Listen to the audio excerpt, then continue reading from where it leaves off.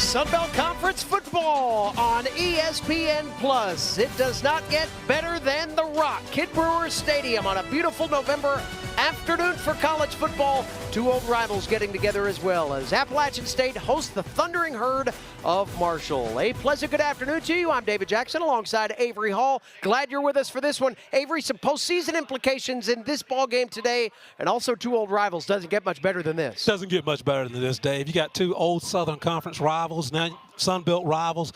They're both fighting for bowl eligibility. Both have had some ups and downs this season, but here today to see what they can do to kind of keep the season alive and hopefully have a bowl game to play later in this season. I tell you what, the Marshall Thundering Herd riding high right now thanks to Carlos Del Rio Wilson, one of his best statistical games of the year against Georgia State last week. Carlos Del Rio Wilson is definitely a problem for defenses. I mean, he runs the ball well with over 500 yards rushing, and then he has he completes 66% of his passes, has multiple threats and weapons around him. He is definitely a problem for our defense. On the other side of the ball, if App State's going to contend, Colton Ferris is going to have to continue his consistent play. Colt has been very consistent. I mean, he's your prototypical linebacker. Again, he's great against the run, as evidenced by his 74 tackles. He's also been very, very good in pass coverage, 2 interceptions. Also put a little pressure on the quarterback with 2 sacks. He's been very, very effective so far this year.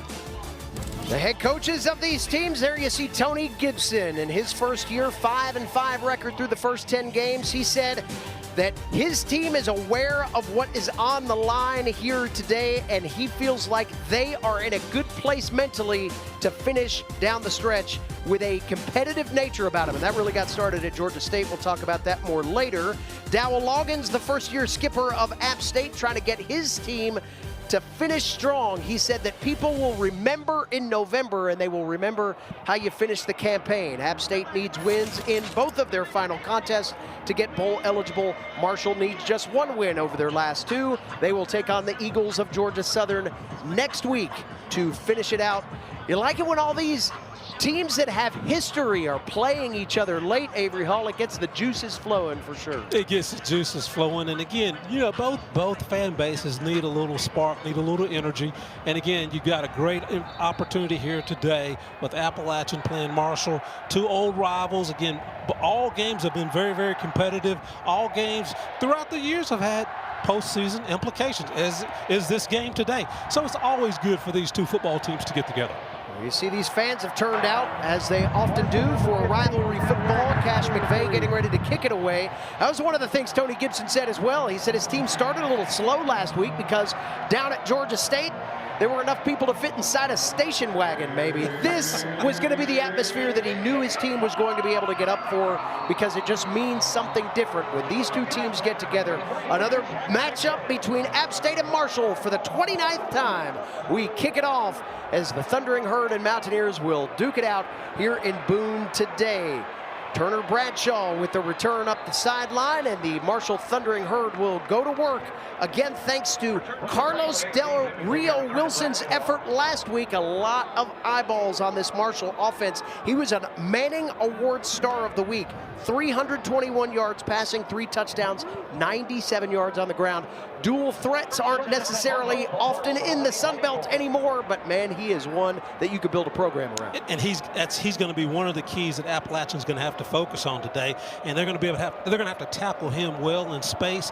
They're going to have to make sure that they maintain gap responsibility so that he doesn't find a crease, and cover well so that he doesn't pick him apart from a throwing perspective as he does on this first pass play. First pass play goes to Floyd Lacey, the junior out of Birmingham, Alabama, 9th in the league in catches, 11th in yards coming into play today. He picks up 11 yards on first down, and Marshall already moving the chains. You talk about Marshall and, you know, Carlos Del Rio Wilson's prowess as a dual threat quarterback, but he's got a lot of weapons around him, and DeMarcus, you know, as well as Tamarez and Tavion there. Michael Allen takes the carry for the first run play of the day. He returned after more than a month off against Georgia State. 43 yards rushing, had another 34 in the pass catching game. Picks up 5 on first down. That brings up 2nd and 5 from the 43. Just underway, opening drive. This is where Del Rio Wilson could be so impactful, and the Mountaineers sniff it out. Run play, Kevin Abrams Verwain showed he studied the scout and stayed home on the quarterback. I tell you what, good job by Verwains again. He's 6'3", 245, so he's a little more mobile, a little more quick twitch. Does a great job of open field tackle there and ensuring that Del Rio Wilson is down and on the ground. And Appalachian's going to have to stop the run today. If they can't stop the run today, they're not going to be effective against this Marshall offense. 3rd and 10 for the Herd. Marshall 12th in the league in third down conversions. Little heat coming to Del Rio Wilson, and that forces him to throw quick. And in front of the feet of Floyd Lacey, Mountaineers get the 3rd down stop. That's been a rarity for the App State defense here over the last few weeks. Struggled a little bit. Teams have been, converting at a 43% clip on 3rd down, but great job there. Pressure by the 4th down lineman, as well as Brayshawn Littlejohn getting in and putting pressure on the quarterback. Again, he made Del Rio Wilson not step into this throw. He couldn't step into his throw, so he underthrew that football. So good pressure by Appalachian's defensive line and linebacker core. First look at the leg of Nathan Totten, the redshirt sophomore out of Ashland, Kentucky. One of the best legs in the country from a punting perspective.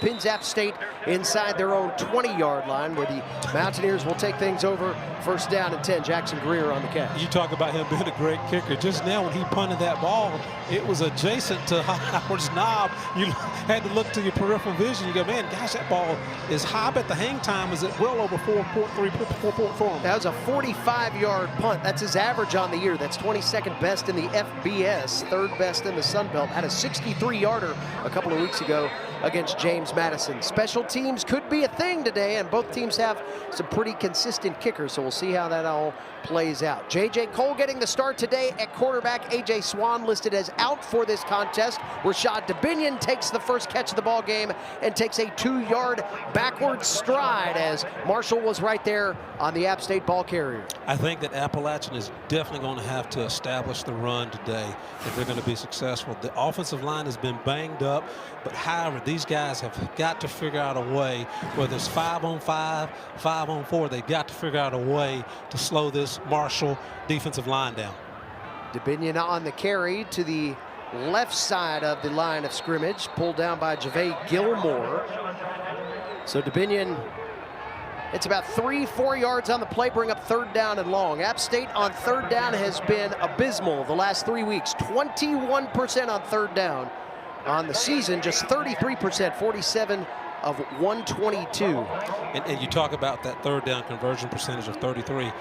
I think DeBinion or Lewis, either one, has to have 100 yards, and that means you're going to have to give one of them at least 20 touches and allow them to kind of establish some rhythm in this football game. Cole on 3rd and 8, looking into traffic, and that ball falls incomplete.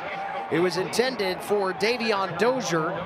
Would have been shy of the 1st down, so App State goes 3 and out. And Avery Hall, that was a problem last week in the absolute bludgeoning that JMU put on App State.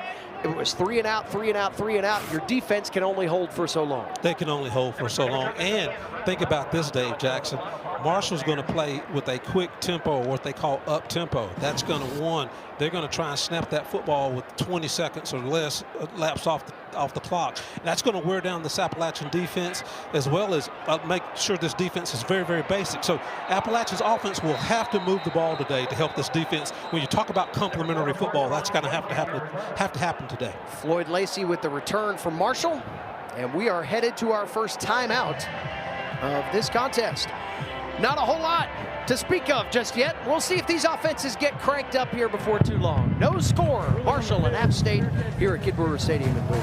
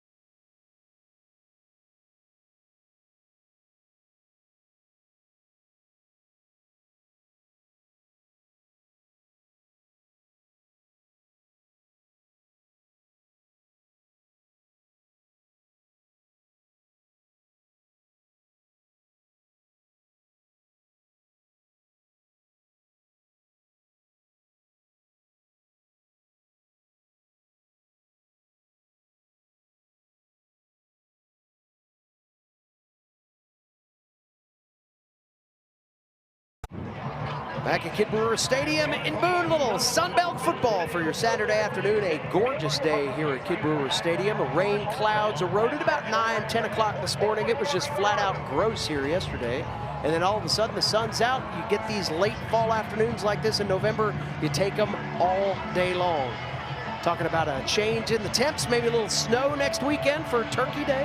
Wow, that'll be interesting. Keep your leftovers cold that way. Just stick them outside. Put them outside. Put your beer outside. You know, it'd be great. Whatever you got. Whatever you got, buddy. Well, I'll tell you what, we haven't had much yet in this football game. 16 yards between the two on their respective opening possessions as we see Antoine Roberts get his first carry of the ball game. Marshall getting a little bit healthier at the running back spot with Michael Allen back. Antoine Roberts has been solid over the last 3 weeks as well, rushing for almost 95 yards a game during that stretch.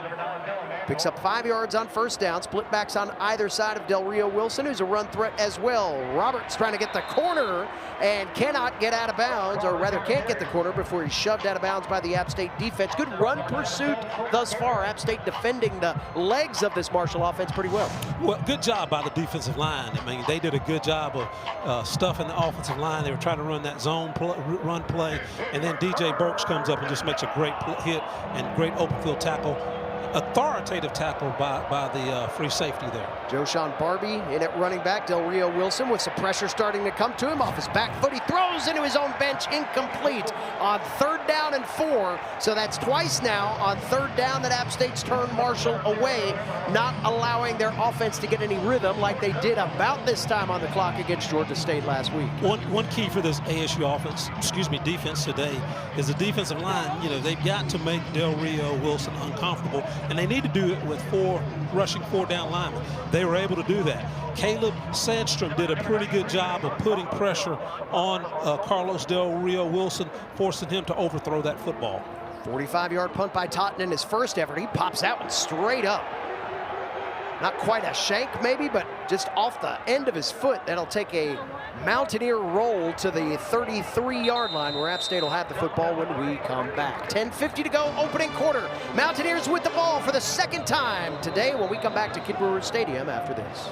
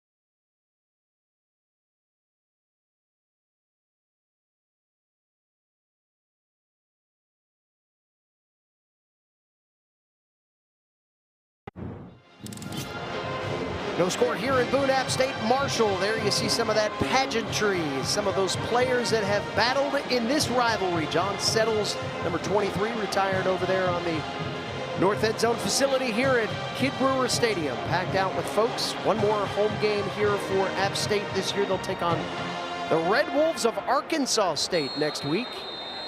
I already mentioned that Marshall and Georgia Southern will lock heads.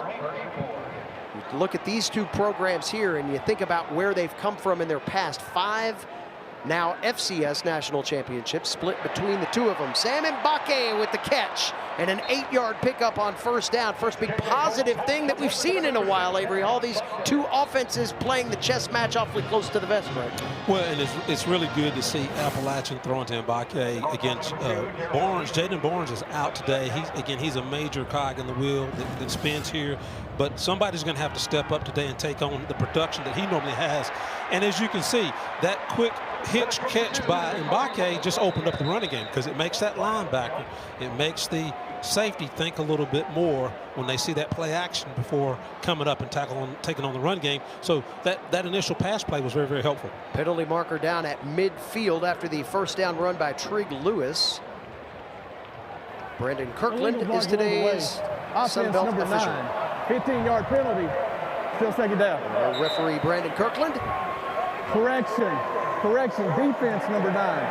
15-yard penalty, automatic, first down. That's one way to get the natives on your side, right? Say that penalty's on the offense. No, I'm sorry, it's on the defense. Well, yeah, now we'll buy you a drink after the game is over with. So Brandon Kirkland making some friends here at Kid Brewer Stadium and tack on penalty yardage after the run. App State in a golden opportunity here. With the attention span of most fans, he's going to be all right. They'll forget about it until he does something bad again, right? Lewis is off the right side of Cole in that shotgun. Pass to David Larkins, the tight end out of the backfield, takes on 2 Marshall defenders and leans into his own sideline.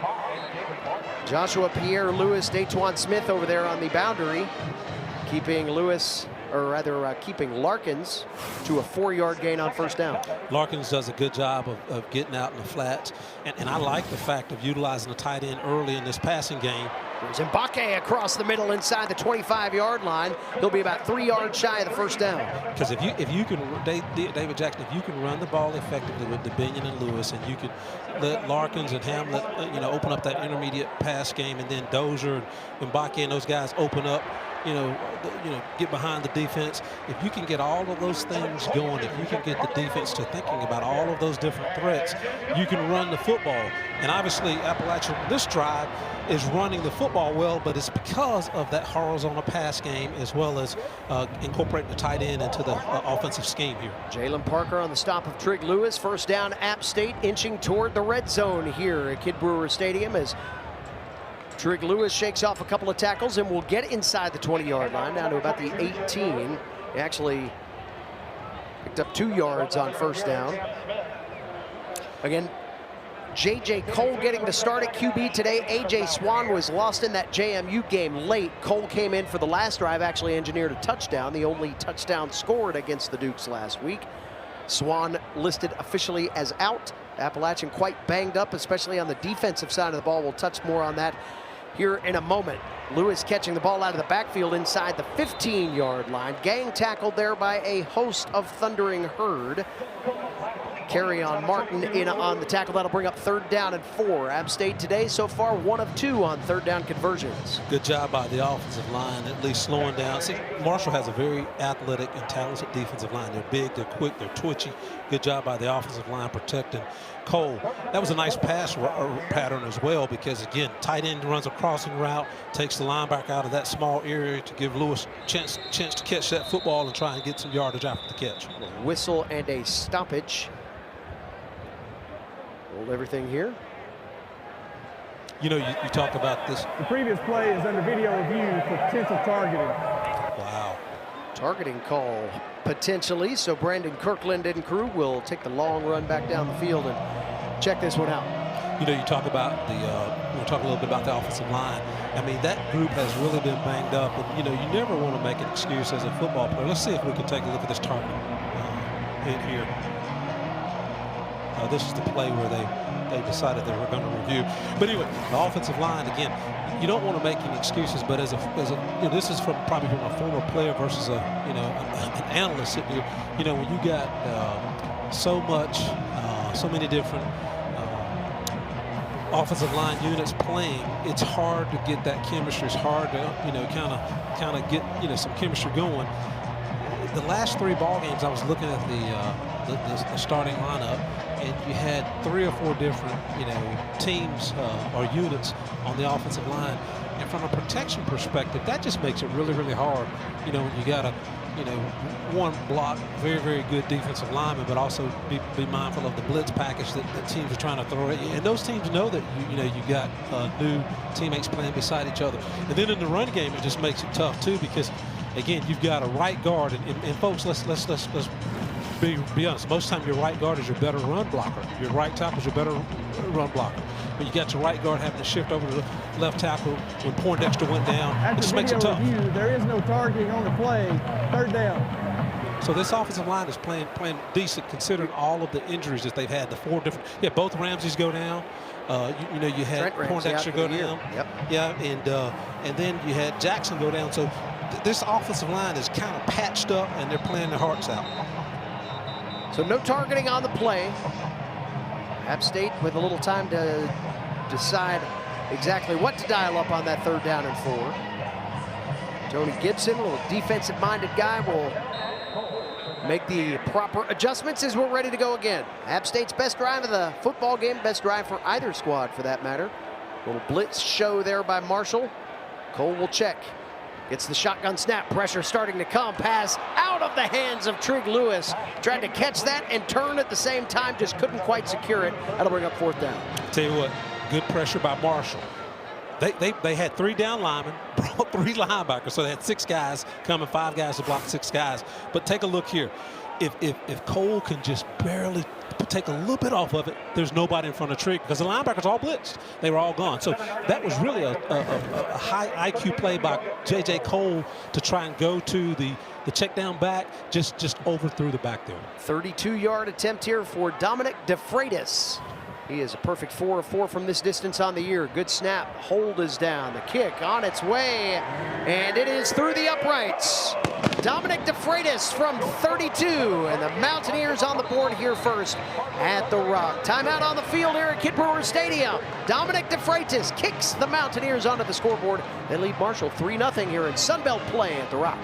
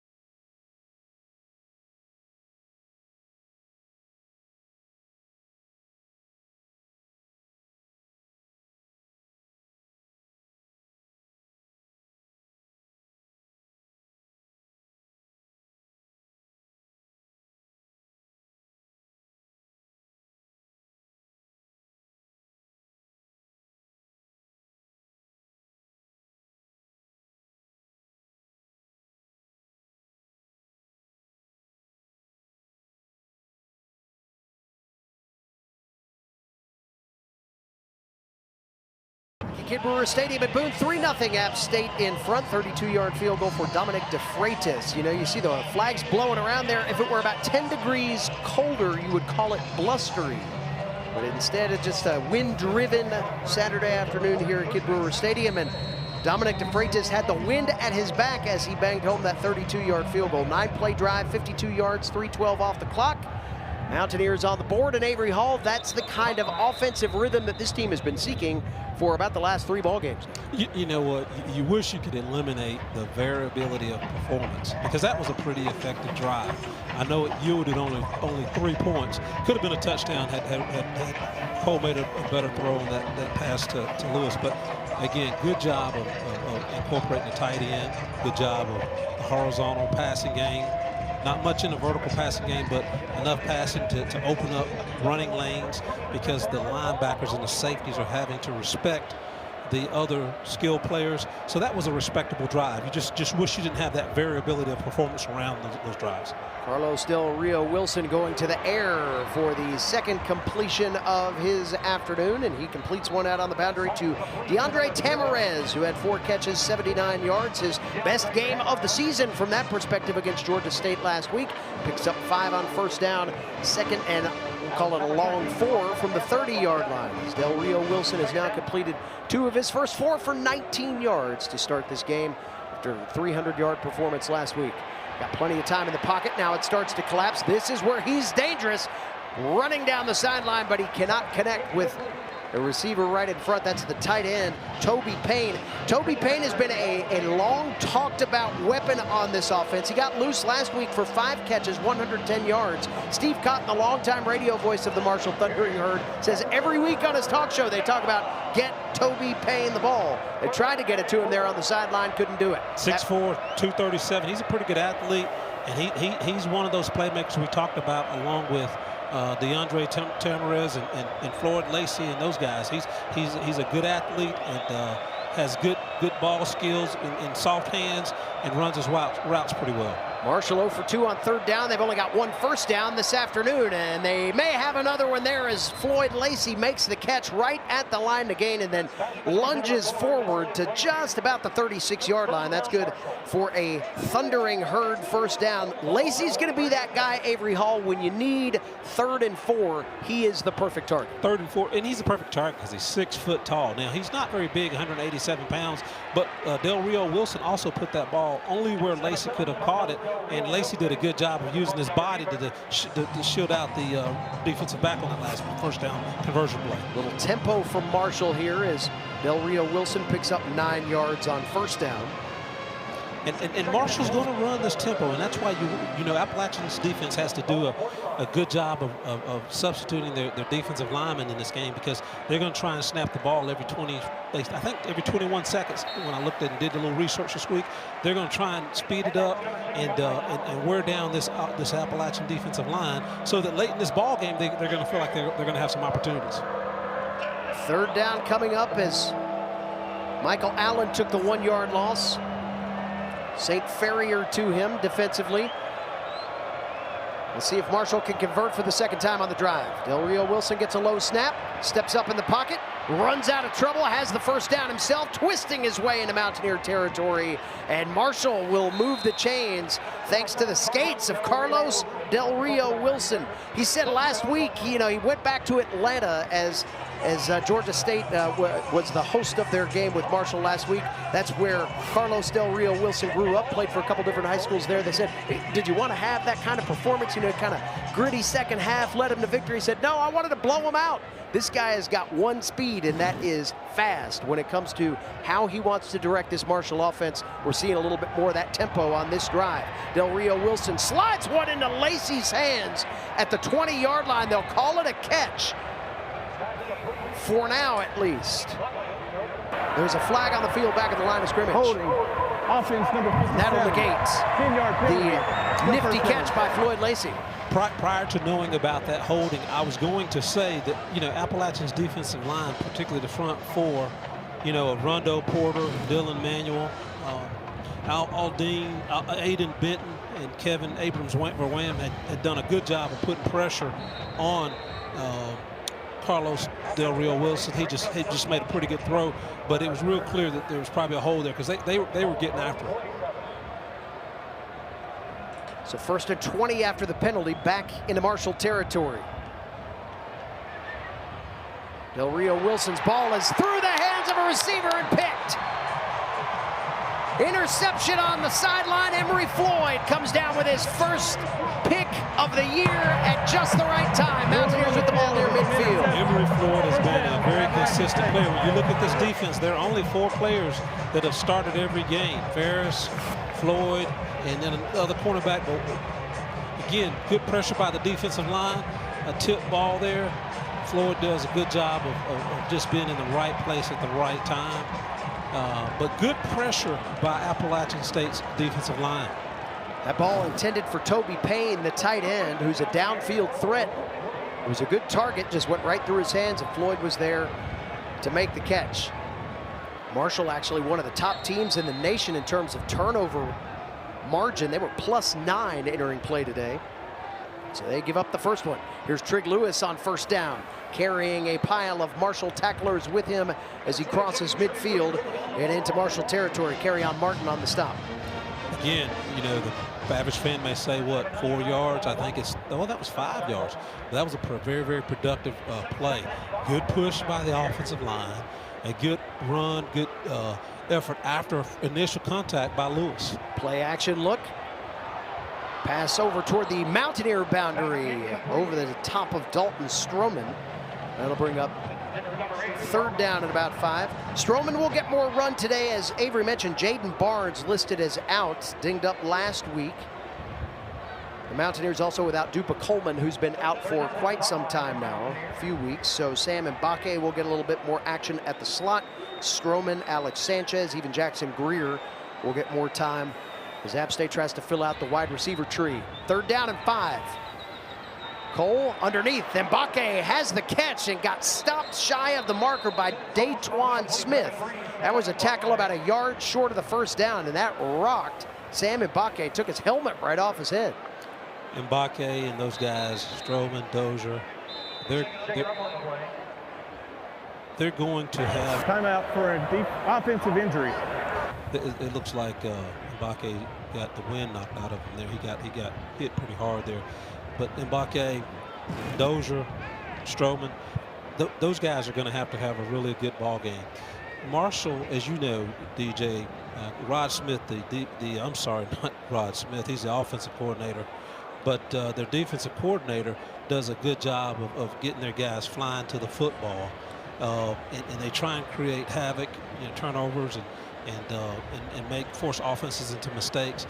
And if Appalachian's run game is going to have some success because of the athleticism on Marshall's defensive line, our receivers are going to have to stretch the field. Our tight ends are going to have to help with that intermediate passing game to make these linebackers, put the linebackers and safeties in conflict at times so that they won't come up and put 7, 8, 9 men in the box. So Mbake jogging off the field. Again, it looks like, as Avery mentioned, he got the wind knocked out of him.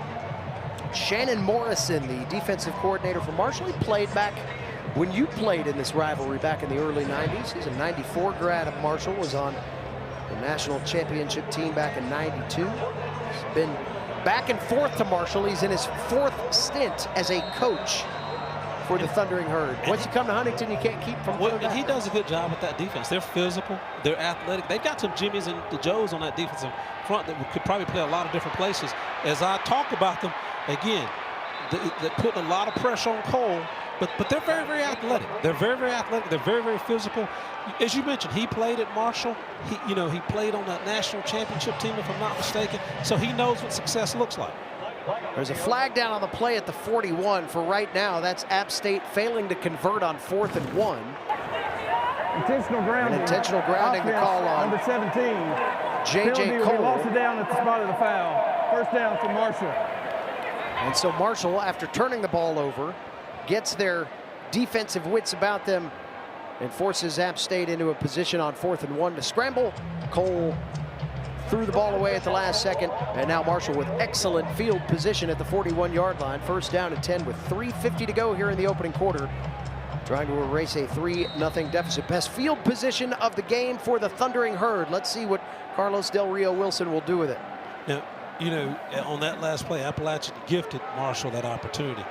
Del Rio Wilson on the near sideline, and as he's wrestled out of bounds, DJ Burks on the tackle as Del Rio Wilson picks up 9 on first down. Again, you're tough to go for it on 4th and 1 and run a pass play, and then you turn it over deep in your own territory. It's not high IQ football there. Jayshawn Barbie with his first carry of the day has the first down inside the 30, and Marshall's got a little bit of momentum for the first time today from an offensive standpoint. That's 3 running backs. If you want to count Del Rio Wilson, that's 4 different rushers in the ball game for Marshall, as Barbie gets the carry again on first down and runs right into that front wall of the App State defense. Again, the Mountaineers a little thin on the defensive side, mostly in the secondary. Rondo Porter was a game-time decision. He was able to play, but Juan Burchell and Dylan Haas out of the corner and safety slots respectively are out. So App State thin in the defensive secondary, and that has also been an area of the field that they have been attacked in quite a bit this year. So we'll see if Marshall game plans that as time goes on. Jayshawn Barbie is the setback toward the top of Del Rio Wilson in the shotgun on 2nd and 8.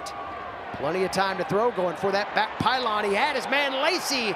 They got tripped up in pursuit. No flag on the play as Elijah McCantos brought him down just over the goal line. The pass sailed over both of their heads. Great no call. Again, those guys, their feet got tangled.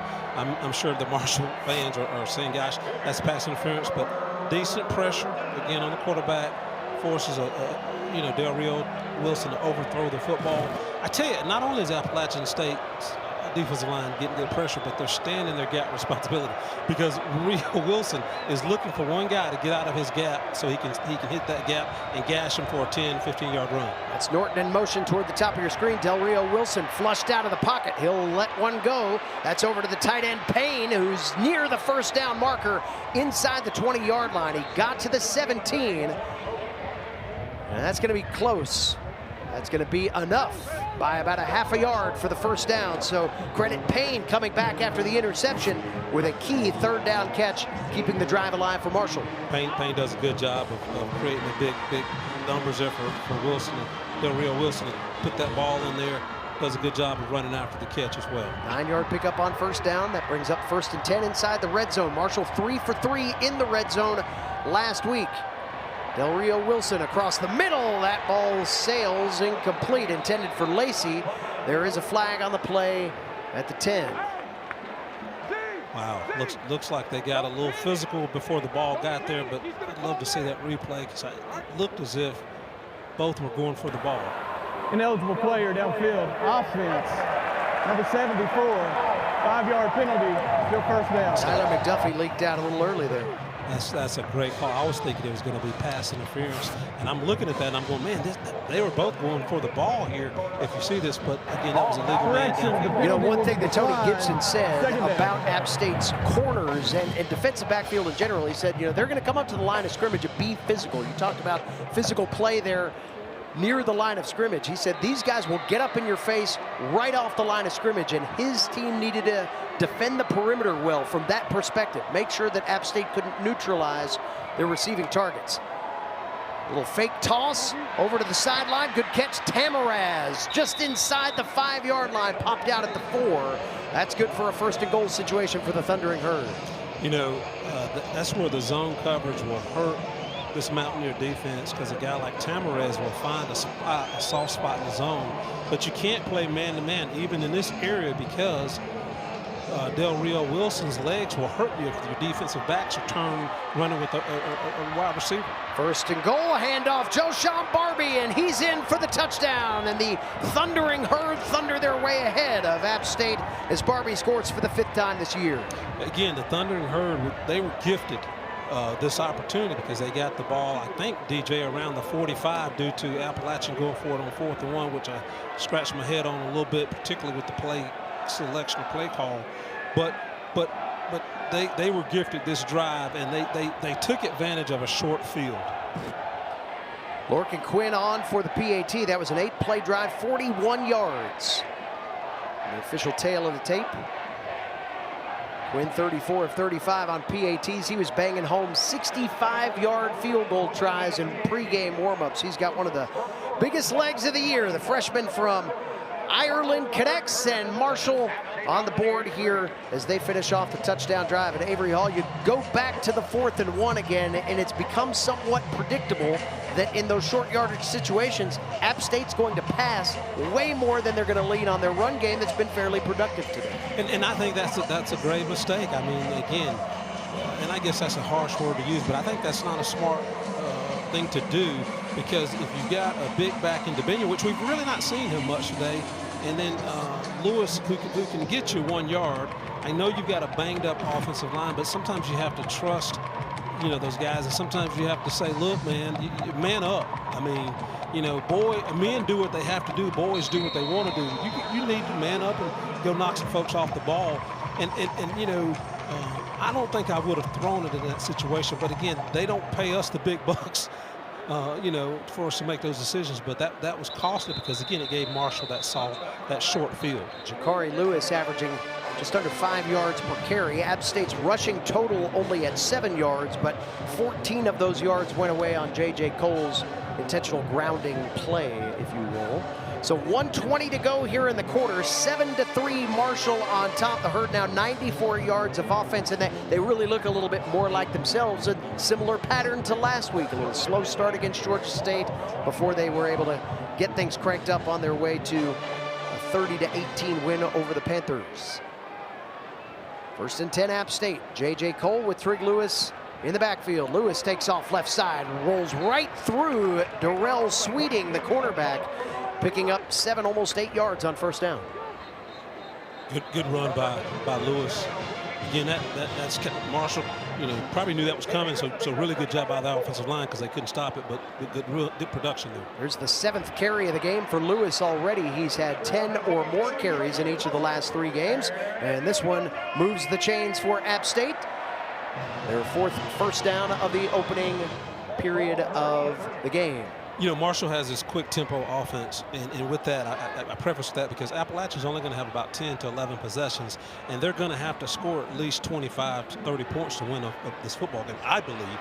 So they're going to have to be more effective on each drive. But that's a good run, a good production by J.J. Cole. He's 6'7", and he looks every bit of it when he's running the football, but showing a little Carlos Del Rio Wilson. Yeah, look he can there. put his foot in the ground and spin and make people miss. Cole had a 6-yard touchdown run earlier this year against Oregon State here at the Rock, showcasing that running ability out of the QB spot, as Lewis again carries off the left side and will stretch the chains for the 1st down into Marshall territory. That is a one-dimensional thing. When you bring A.J. Swan into the QB position, and again, he's out for this game, he has not been as effective as a runner. That is one element that J.J. Cole brings into play that we'll see materialize throughout the rest of it. We have reached the end of quarter number 1 here at Kid Brewer Stadium. 7-3, Marshall on top of App State, as we bring you Sunbelt football from the Rock here in Boone.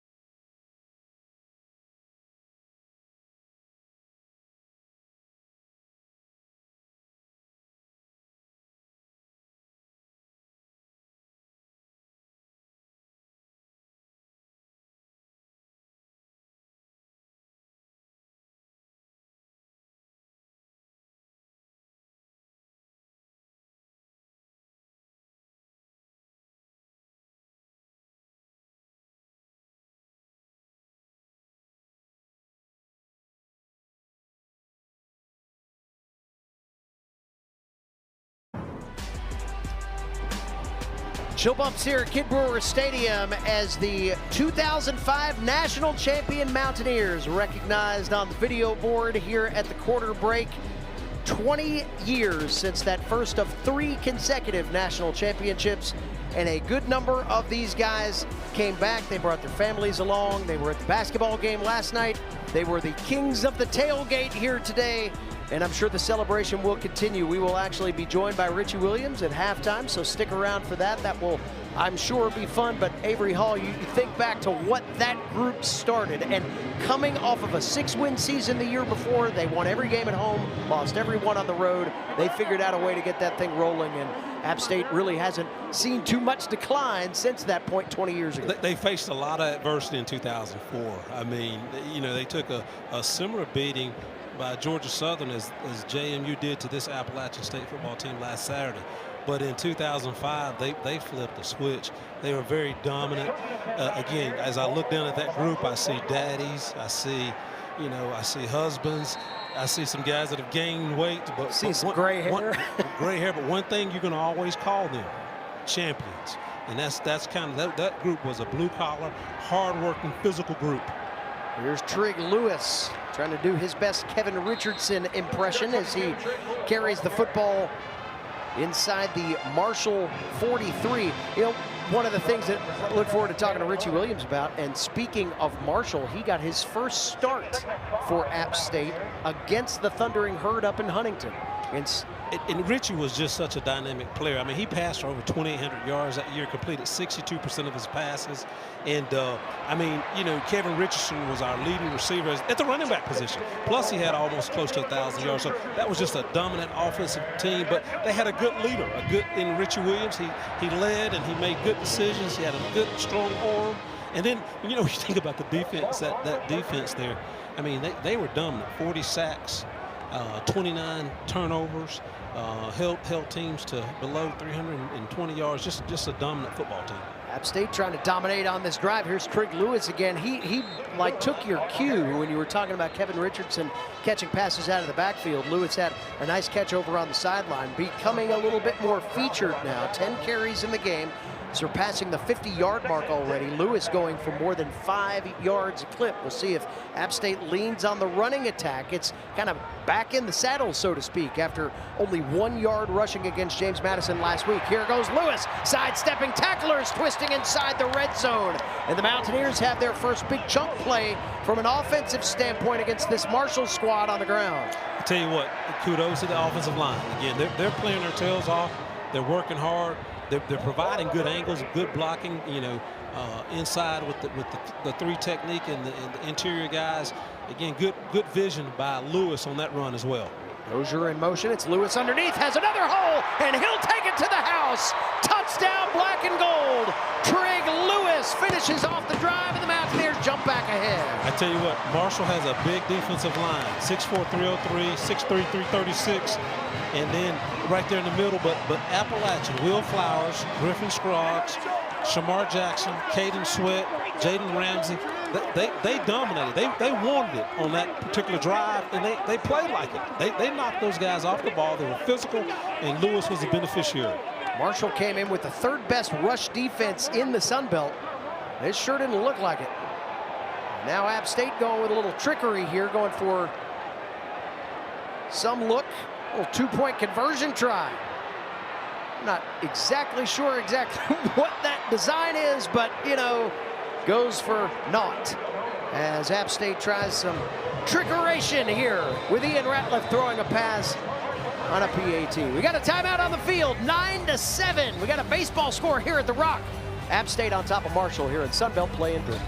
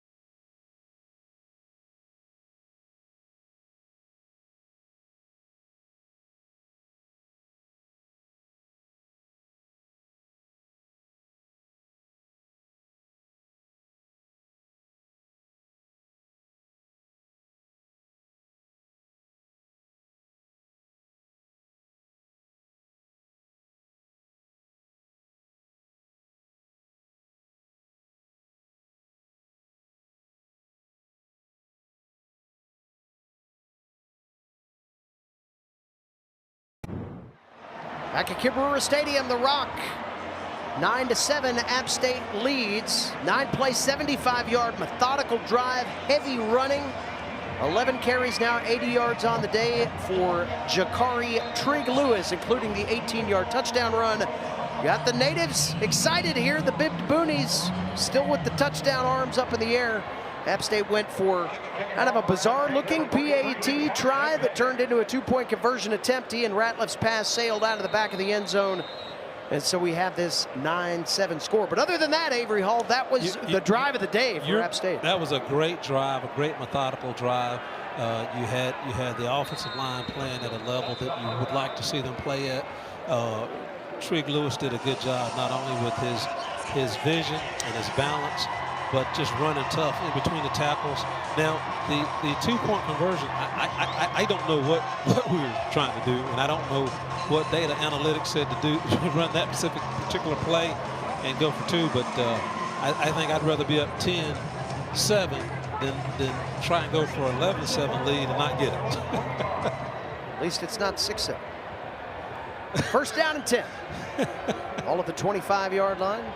Carlos Del Rio Wilson will try to put the herd back in the driver's seat, and he'll hand off to Joshawn Barbie, who's getting a little bit more run at the running back spot. Redshirt junior out of McNeese. Started week 2 and 3. Had a pair of touchdowns in an overtime win over Texas State. As the first down carry as Marshall charges toward midfield.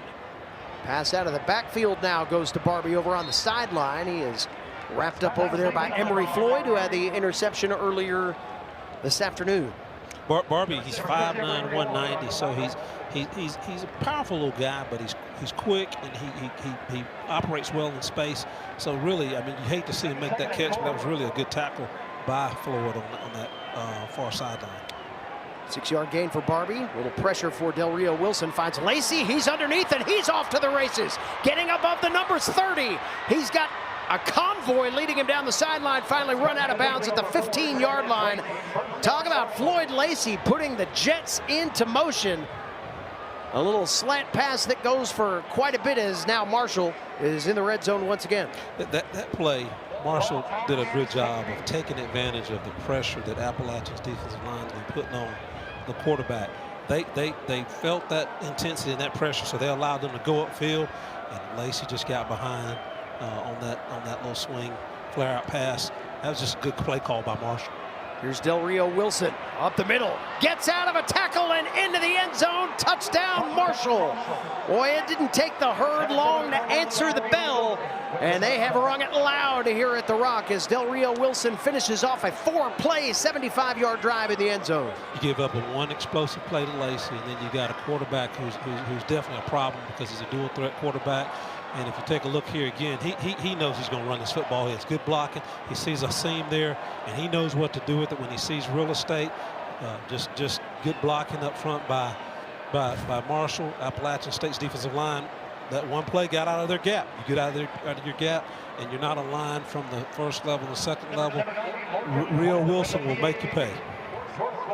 Lorcan Quinn's PAT is good. We've got a timeout on the field, 14-9. Back and forth we go between the Thundering Herd and the Mountaineers. It's Marshall on top at the Rock here in Boone.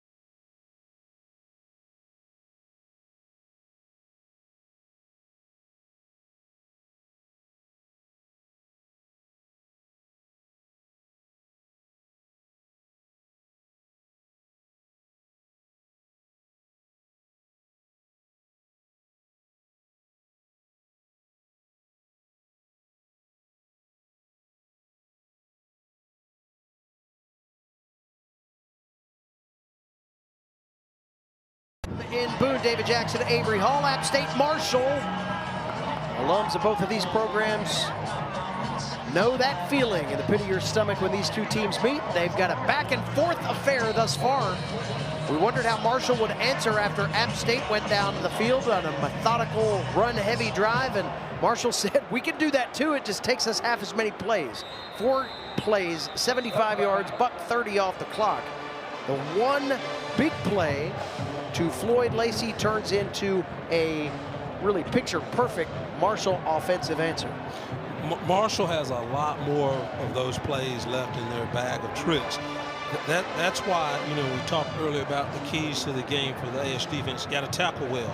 So, you know, you got to make sure you don't give those guys yardage after the catch. And you make sure you don't give Del Rio Wilson too many lanes. And when he does have a lane, you got to bring his tail down immediately. So they've got a lot of tricks in their bag, and this game is far from over, I'm telling you. Here's Lewis. Got into the secondary there briefly. 7-yard pickup on first down for Jakari Lewis, who's got 12 carries now. Got 87 yards on the day. That 18-yard touchdown. App State rushed for 30 times in each of their first 7 games. They've only averaged 18 carries a game over their last 3. They look a little bit more like the first half of the season running attack. Here to start this one, here's Cole on second down and short. He throws toward the near boundary, incomplete. Good protection there and coverage by Boogie Trotter, who comes into play as one of the top takeaway men in the country. 5 interceptions, paces the nation. He's got a fumble recovery with that as well. And he's a guy that deals with the fact that he's not targeted a whole lot, but boy, when they throw it to his side, he finds a way to get there. So they'll bring up 3rd down and 5. It's not smart to throw to the side, but he also did a good job of using the sideline as a 12th defender to kind of squeeze the receiver out of bounds. Marshall also got good pressure on Cole on that play. Cole on 3rd and 5, dancing, trying to elude some pressure now as he throws off his back foot, and that ball's incomplete. Intended for Dozier, would have had the first down gain at the 35, so after the Marshall touchdown, App State goes 3 and out. Now the Herd with a chance to seize momentum here midway through the second quarter. And this is where Marshall's very dangerous. Again, 3 and out. Again, you know, they've kept the tempo high on the offensive side of the ball. The defense eventually is going to, you know, have a bunch of plays and get wore down. And again, that's just what they really want to do. So this is where Marshall can be really, really dangerous. And this is where Appalachian's defense has to come in and apply the pressure versus allowing the pressure to be applied to them. Jalen Marshall was on the coverage there. That punt into the wind. And Ian Ratliff will see that sail out of bounds. Marshall with good field position here with 10:48 to go in the second quarter. We talked about the wind that App State's Dominic DeFreitas actually kicked with in his opening field goal. That wind has been pretty stiff. We saw a rare kind of shank look by Nathan Totten, and it could be just as much about the gale inside Kid Brewer Stadium as anything. So, Marshall, the beneficiary of what goes down in the books, is a 25-yard punt by Ian Ratliff. They have the football just shy of midfield, leading 14-9.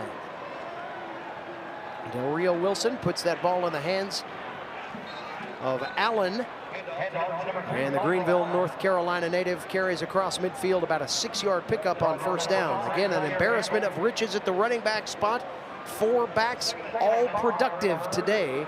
That makes things a little easier for Rod Smith from a workforce standpoint, if you will, at this stage of the game and the season. You know, guys are banged up. It's good to have fresh legs in the run game. Lacey goes in motion. Handoff fake to Allen. It's Lacey out of the backfield. Catch and release down the sideline. Has the first down as he's nearly horse-collared out of bounds at the 40. Rod Smith, he's lucky. He's got 4 good backs, and then he's got a bunch of good receivers. And the receivers are all small in nature, other than Lacey. Lacey's 6 foot, but there are other guys around 5'11", you know, 190, 5'11", 175.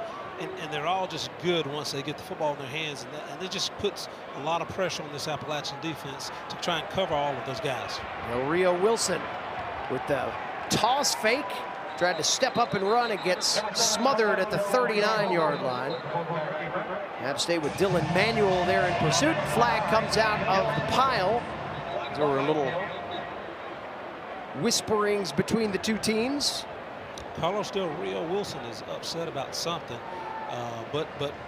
You know, I thought it was a clean tackle.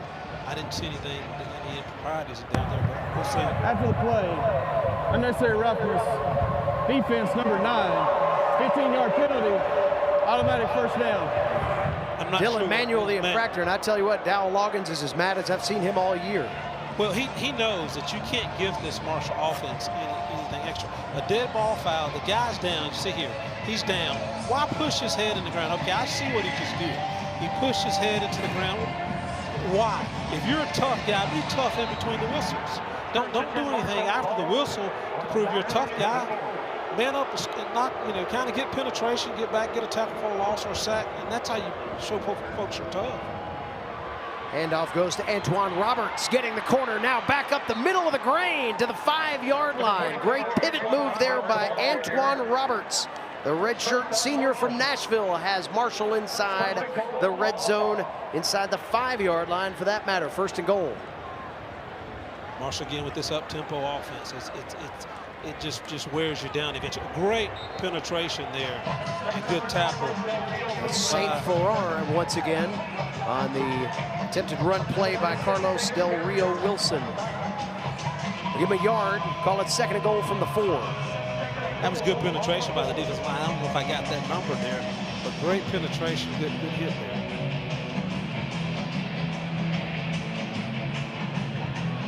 Yeah, you don't need any dead ball fouls, any stupid penalties to kind of give a team that's capable of scoring with just their weapons and just with their Jimmies and Joes.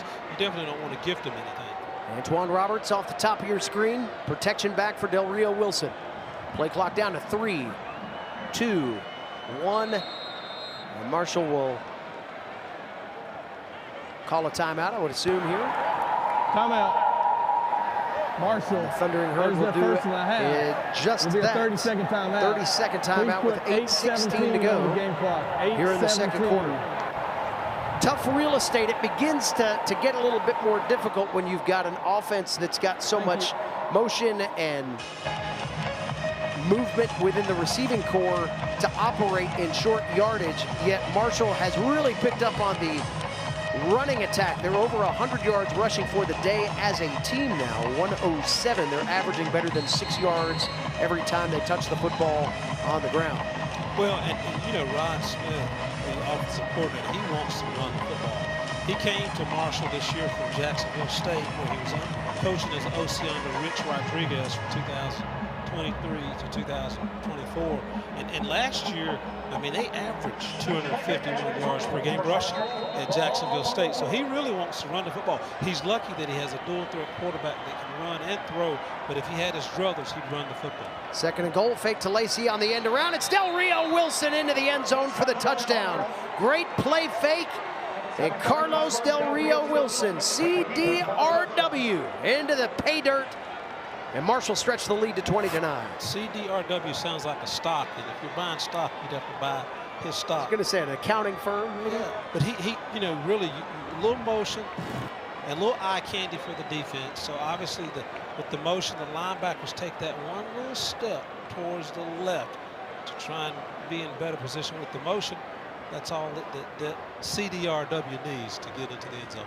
That one step away, and he's going in opposite direction into the end zone. After App State took the lead, it's Marshall with back-to-back touchdowns on consecutive drives to take a 21-9 lead here at Kidd Brewer's Stadium. Midway through the second, Marshall trying to pull away. We're back to the Rock right after this.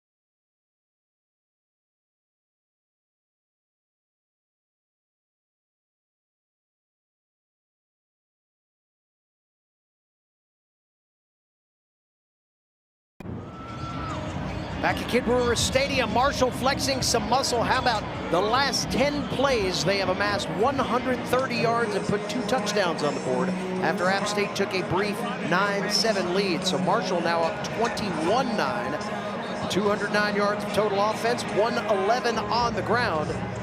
Carlos Del Rio Wilson getting into the act. He scores from 4 yards out. And Marshall beginning to look like that offensive juggernaut. App State needs not only an answer, but a sustained drive to get their defense off the field. This was the tipping point last week against James Madison, where you just felt like a boxer had somebody up against the ropes. Just time of possession, which ended up being a massive benefit to JMU. But it was one of those situations you can't keep the defense out there but so long before they start giving up chunk plays. We've seen that on the last couple of drives. Well, and Appalachian really needs to respond and come out and have a sustained drive and at least try and put some points on the board. Be neat to get a touchdown, but at least get a sustained drive and get points on the board. What we don't want, if you're this Appalachian State football team, is for this offense to become one-dimensional. And what I mean by that is having to pass to try and stay in this football game. You know, the Appalachian offense has given up 25 sacks this year so far, and this Marshall defense has 22 sacks. So, and they're going to be pretty aggressive regardless of the situational position of the game, but you really don't want them focused on just having to rush the passer, trying to put pressure on Cole. 4-yard pickup for Trig Lewis. Tayshawn Jeter out of Winston-Salem, Old Reynolds High School grad, on the tackle for Marshall. 2nd down and 6. And Mbake back in the game. He goes in motion. Hand off to Lewis. And he is gang tackled in the pile. Paul Hudson III out of the defensive end spot wins the race to him. Pickup of 1 brings up 2nd down. So check that 3rd down and 6.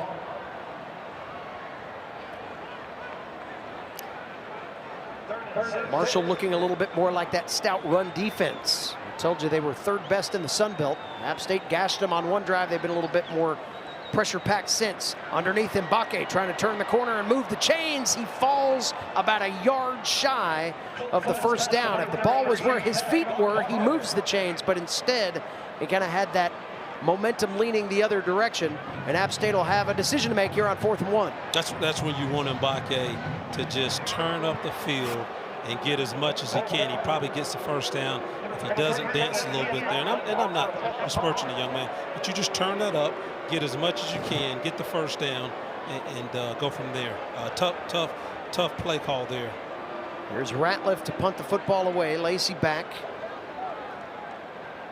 Ratliff will try to keep it a little lower. This time a driving kick after the 25-yarder last time. Lacey calls fair catch. And we'll have that football inside the 20. They'll mark him at the 18 with 6:30 to go. So not the sustained drive that App State was looking for, but better field position flipping that time by Ian Ratliff, keeping that ball a bit lower and pinning Marshall back inside their own 20. So do you keep them pinned? That's going to be the key. If you can keep them pinned, you can give the offense better field position. It'll be critical for the ASU defense to, 1, stop the run, put a plug in the run game, because again, they've been gashing some run game. Now, they did have that one explosive play by Lacey, but right now they're Marshall's offensive line's controlling the defensive line, and Del Rio Wilson and Deshaun Barbie and Michael Allen and Antoine Roberts, those guys are just kind of having a field day right now. Here's Barbie on the run play. I checked that. That's actually Zion Turner at the QB spot. Turner's first look of the day. Personal foul, face mask on the defense, number 33. 15-yard penalty, automatic 1st down. Face mask against App State. And Rondo Porter got saddled with that one. Looking over at the sideline to see if we notice anything going on with Del Rio Wilson. He is standing on the sideline with his helmet on, but this is Zion Turner's drive. Redshirt junior out of Miami. He was a QB for Rod Smith at Jacksonville State, played in 1 game. He was at UConn in 23, 1,400 yards there, and now App State peeling back the run for the first time in a few series. Michael Allen drifted back there by that App State pressure up front. Rondo Porter gets in on the action. Rondo Porter showing a little pride He got called for the face mask, cost his team 15 yards, and I like his response. He's pissed, and he says, I'm going to get some penetration, and clogs up the hole there. Not only gets a nice tackle for a loss there. Del Rio Wilson back at the QB spot. He's got twin receivers each way. 2nd and 16, a little trickier play call. They'll bring the redshirt senior back. Del Rio Wilson with 50 yards already. He's going to tack on a few more here as he busts out of a tackle up to the 42-yard line. Pickup of 11 yards. And he gets Marshall a little closer. 3rd down and manageable here. 3rd down and 8. Del Rio Wilson needed 65 yards rushing today to become the best, to have the best rushing tally ever by a Marshall quarterback in a single season. He did 65 yards for that mark. He's sitting on 58 right now. Well, you know, he's their leading rusher. I mean, you look at their running back room there, and they have a running back by committee, but he's the leading rusher coming into this football game. 3rd and 8, lots of time underneath. Lacey on the catch, and he's rocked. He is rocked by DJ Burks, and the Mountaineers get the stop. Now DJ Burks, that's how you come up from a free safety position. Again, it's pretty clear. Film study shows exactly what they're going to do on that play. He knows it. He comes up and makes a physical, authoritative tackle. That's how you come up and play football.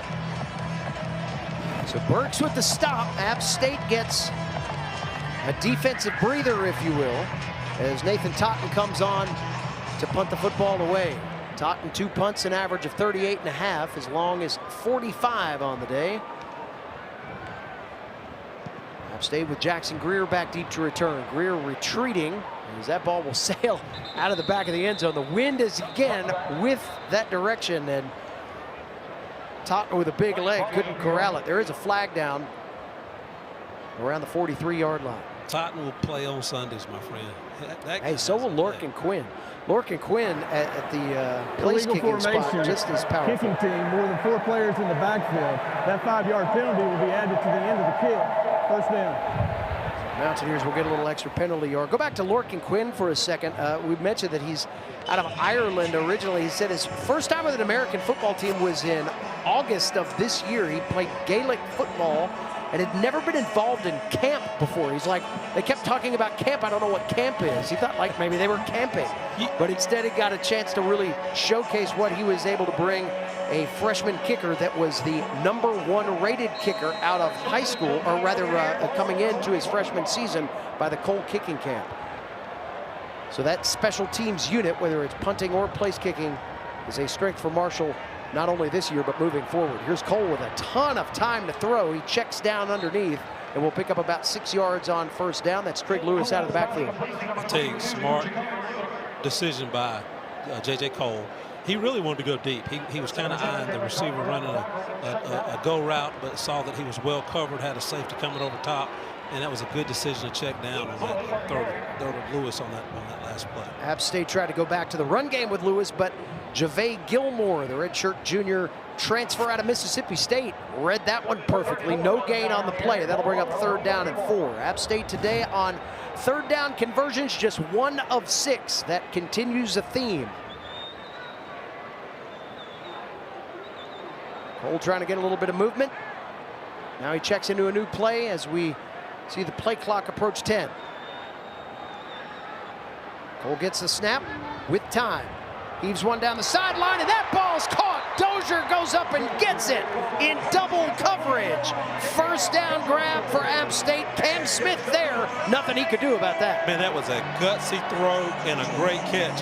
And it started with good protection up front. They showed 6 guys rushing. They only rushed 3. So the middle was clogged with those linebackers to drop back in pressure. So really good decision by Cole to go to that outside deep out route. And that was a gutsy throw and a good catch. See Dozier's profile beginning to expand a little bit, especially with some of the injuries that App State's had on the offensive side of the ball. Lewis carries to the 41-yard line.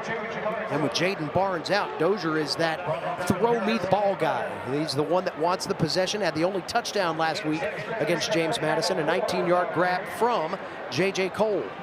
Here's Cole on the pass fake. It's a run play for Lewis inside the 40 to the 39-yard line, about a yard shy of the 1st down. You talk about Dozier kind of, taking up the slack. Jaden Barnes, he's out today, but he's the guy who can help you in the vertical passing game as well as the horizontal passing game.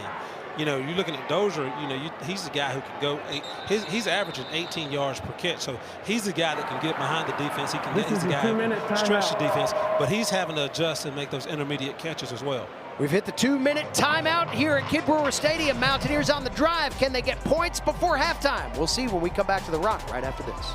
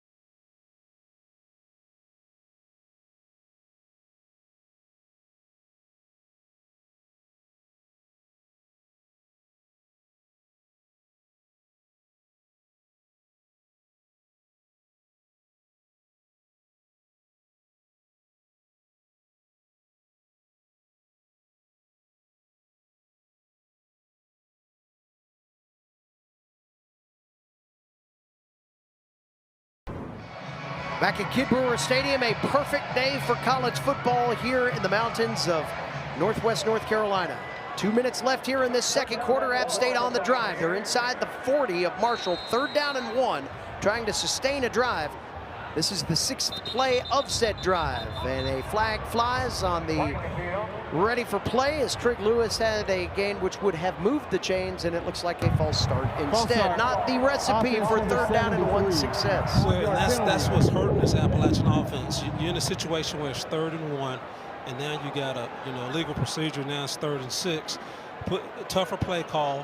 Obviously, it would be easier for the 3rd and 1 versus 3rd and 6. You got to now go to your playbook and pull something, that's going to get you 7 or 8 yards. It just makes for a tougher play call on 3rd and 6 versus 3rd and 1.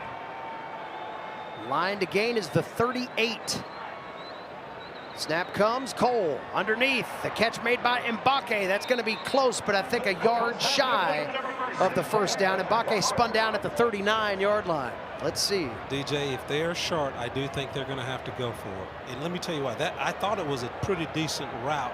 You got trips to the wide side of the field. Your inside receiver goes out, rubs the defensive back. The middle receiver comes in. Great catch. But you got to get to the 1st down marker. But you got to go for it if they didn't get it. 4th and 1 is the call. Mbake was indeed a yard short. Play clock rolling. Game clock rolling. Clock inside 5 seconds now. App State's going to let it roll down and call a timeout. They have 2 remaining, so they will now have 1 to go. Timeout. 1:15 to play in the half. Appalachian State, that is their 1st of the half. You look at the field goal range of Dominic DeFreitas, 49 yards is his long. He would be kicking into the wind on this end of the field. But when you're down 21-9, you know, the data analytics would say, you know, put points on the board. I don't know. Hell, the data analytics says so much now. People rely on data. Well, this would be a monster field goal. But I would say you'd have to go for it and try and get 7 in the next minute and 15 seconds, or at least get closer to make it a higher probability field goal attempt. But I think you got to go for it on 4th and 1 here. And the way the offensive line's been playing, I mean, you got a high probability of getting the first down if you go for it here. So the offense back out. This would be a 50-plus yard field goal for DeFreitas. So really the only move is either a pooch punt or try to move it on 4th and 1. Let's see how App State tries to do it. They've got offset tight ends underneath. Man in motion is Mbake. Now he'll chug his feet. Direct snap. Lewis, he takes off into the secondary, into the red zone. And now the ball pops loose at the last second. Marshall saying they've got it. App State saying the ball was down by contact. Ruling on the field as the runner was down. He was down. The ball coming out. And there's an injured player down as well. Yeah, it looks like he was down. Now, I may be wrong. I've got old eyes, but it looks like he was down when that ball popped out. There's an injured player on the field in the middle of all that action. Out on the field for an injury to the offensive team. So for now, the 4th down conversion stands. Does not look like replay is going to look at that. We're going to go ahead and take a timeout, and we'll sort things out when we come back to the Rock here in Boone.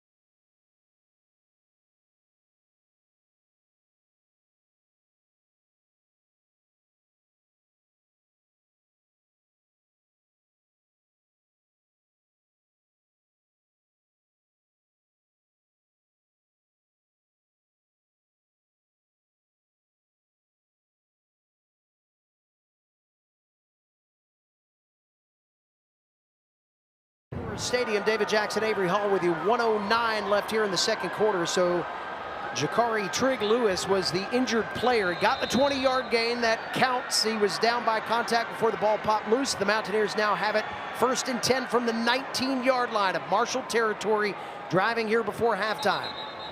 And now a whistle and a stoppage of play and a timeout taken by App State. With the play clock rolling, it's down to 57 seconds. And Dowell Loggins will bring the troops back over. Rashad DeBinion in at the running back spot. It looked as though Lewis was favoring his shoulder as he walked off the field. Again, that's only speculation from our part, but that was the look that he it was more than a look. That his right arm was hanging. He was gonna, you know, laboring to walk, but the arm was hanging. So it looks like maybe a shoulder injury or something. But Lewis, 18 carries, 117 yards in the first half. And that's exactly what Appalachian needed today from the run game. A running back to eclipse 100 yards and kind of make sure this offense is converting on 3rd down. But prayers for him. Hopefully he's okay, and maybe it's something that can just pop back in place, but hopefully he's okay. Prayers for him. So you got DeBinion taking back over at the running back spot. DeBinion in the first 5 games of the year averaged better than 122 yards per game, 5.7 yards a carry. The last 5 under 4 yards per carry and about 42 yards a game on the ground. See what he can do here. Cole with time in the pocket, passes across the middle, and that's good for a Mountaineer touchdown. David Larkins crosses the goal line, and the App's gonna score with time ticking down here in the second quarter. You gotta be happy for David Larkins. He works his tail off in the run game, blocking, and again, great decision by J.J. Cole. Take a look here. He tosses over the middle. Again, two safeties are kind of in conflict. They don't know if to come in and converge on him or go help with the outside receivers. You had trips to the wide side of the field, so they had to focus on that side. But good job by J.J. Cole making a good decision, good read to hit Larkins in the middle as he runs that crossing route. And Larkins does a good job of turning it up and running to get the touchdown. DeFreitas, the PAT. He'll kick it this time, and it's up and good. That's the drive that Appalachian needed. That's a great way to respond to the way that Marshall has been moving the football and the momentum they had. That's a great way to respond. Two solid drives by Appalachian on their touchdowns here in this first half.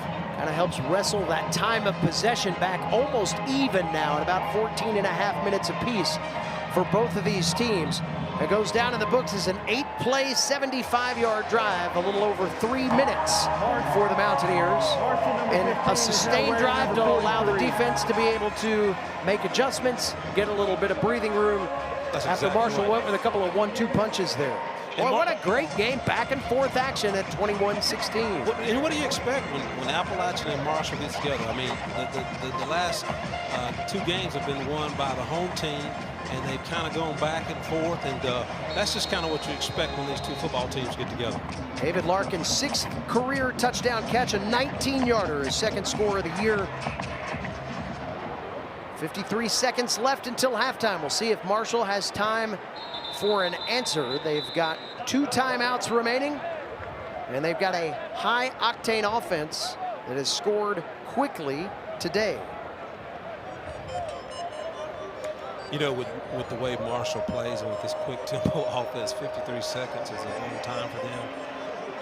I would surmise that they're going to not be conservative, but and they'll try and move the football, but I don't think they're going to hold back. So I think Appalachian's defense needs to kind of not just be basic here. They need to kind of make sure they're still applying pressure to this Marshall offense. Thundering Herd went 4 plays, 75 yards, and 90 seconds earlier in the game. It's going to be a little harder this time as Del Rio Wilson has dropped. That App State front line got to him. Both Dylan Manuel and Rondo Porter in the vicinity.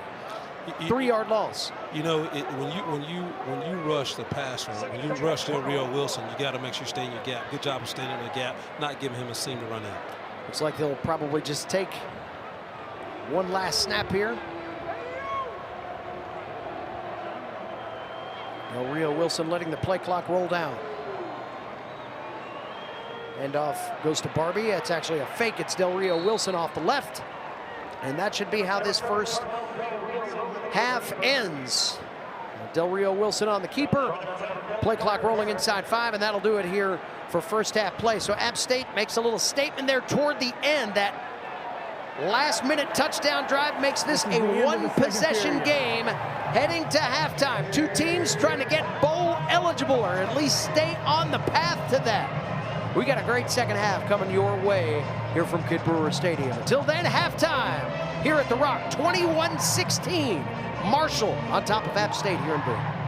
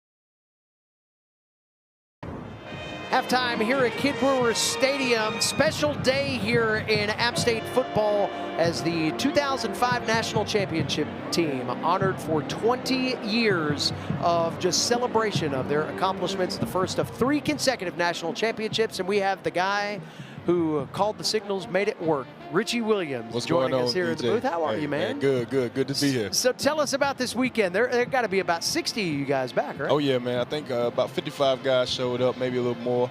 Even some guys from former teams, they came up as well. The hangers-on is what we call Hey, it. we love it. It's a big family, big family. So 20 years have gone by. Does it feel like that for you? No, man, it goes so fast, and you don't realize it until you have one of these events where everybody can come back, kind of enjoy and just look back and see what we accomplished, man.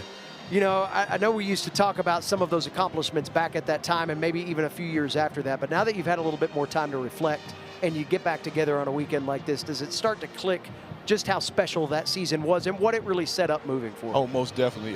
We all been talking about it since we all got back here last night, just having conversations with the guys, just all the hard work that we actually put in, all the ups and downs that we went through in previous seasons before going into that senior year in 05, man. So just the hard work and dedication that everybody put forth. Now, I want to take it back a little bit farther than that because you got your first collegiate start against Marshall. That's correct. What was that experience? Oh, man, redshirt freshman year, 2002, Yep. I believe so. Smoking Joe was on the shelf. You had to go. Man, yes, Joe had back surgery, so that was my very first action at App State up in West Virginia, up in Huntington. And from that point forward, you know, you had the entire 2003 season. The 04 season was one where you started to see the evolution of the spread. How much did the early time that you got in your career set up what was that magical run in 05? Yeah, just all the experiences I got over the years, running the different offenses, just trying to learn the processes that we needed to take and steps we needed to make just to become that championship caliber team. Now, you have remained an athlete in the NASCAR circles. Tell us a little bit about your job and what you're doing now. Oh, yeah. So I've been a jack man for probably 15 seasons or so in NASCAR, and now I'm actually a pit crew coach at Trackhouse Racing. That's excellent. And what does a typical race day look like for you? Oh, for myself, pretty much like Coach would say, Hayes in the barn on Sundays for us. So I'm just making sure all the guys just have what they need to just perform the best of their ability on race day. Now, I will tell the fans that I've seen you on race day, and you are like the mayor of all of the pit crews, which surprises no one. So one of the last questions here for you, who has aged the best out of everybody now that you've got a chance to see everybody this weekend? Oh, man, Kyle Knox. I told him he looked like he needs to be on like Top Gun 3 or something, man. Yeah, Kyle Knox is aged very good. So 20 years in the books, what do you think this is going to mean when you hit the 30 and the 40? Time gets, certainly away from us, but this will never leave, it seems. No, most definitely. It's going to just be like fine wine. The more time goes on, the more we're really going to appreciate the work that we put into and the stuff we accomplish. Fine wine for everybody, all on Brandon Turner here today. Richie Williams, always great to see you, man. Congratulations for everything. We look forward to talking to you again soon. Richie Williams joining us here at halftime at The Rock. We've got a football game to talk about, a pretty close one between App State and Marshall. We'll do that when we come back.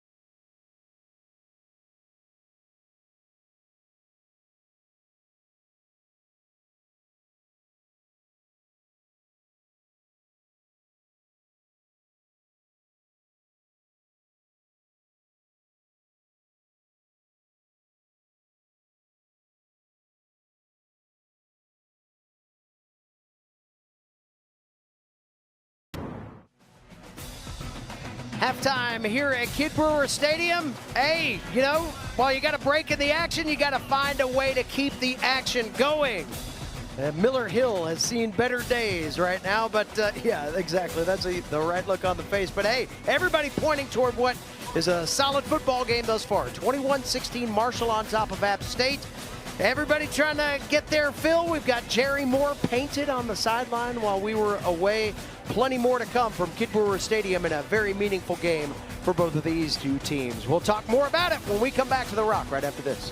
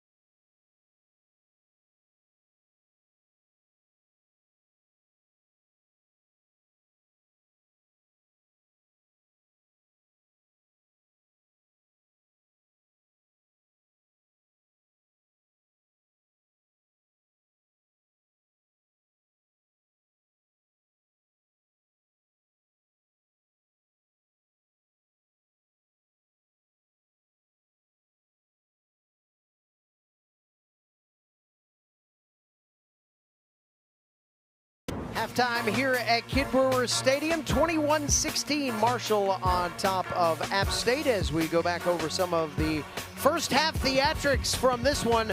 This is a contest that started out with a bang. Of course, Appalachian and Marshall getting together here on Heroes Day as well, honoring all the military veterans that are here. Both of these defenses, Avery Hall, came out to play to start the contest. They really did. Again, you expected the game to have a lot of intensity, a lot of physicality, and both of these defenses delivered on the front end of the first half of this football game. Not a whole lot to celebrate in those first few minutes, but the App State cheerleaders keeping it going. We saw Carlos Del Rio Wilson finally get loose. He had 100 yards passing, another 60 on the ground, really showcased his versatility throughout the first half. Again, dual threat quarterback. I mean, he is a problem. He's a handful. You've got to make sure you respect him in the pass game, but you got to really focus on him in the run game, because if you turn your back in man-to-man coverage or you don't have proper gap alignment, he's going to gash you.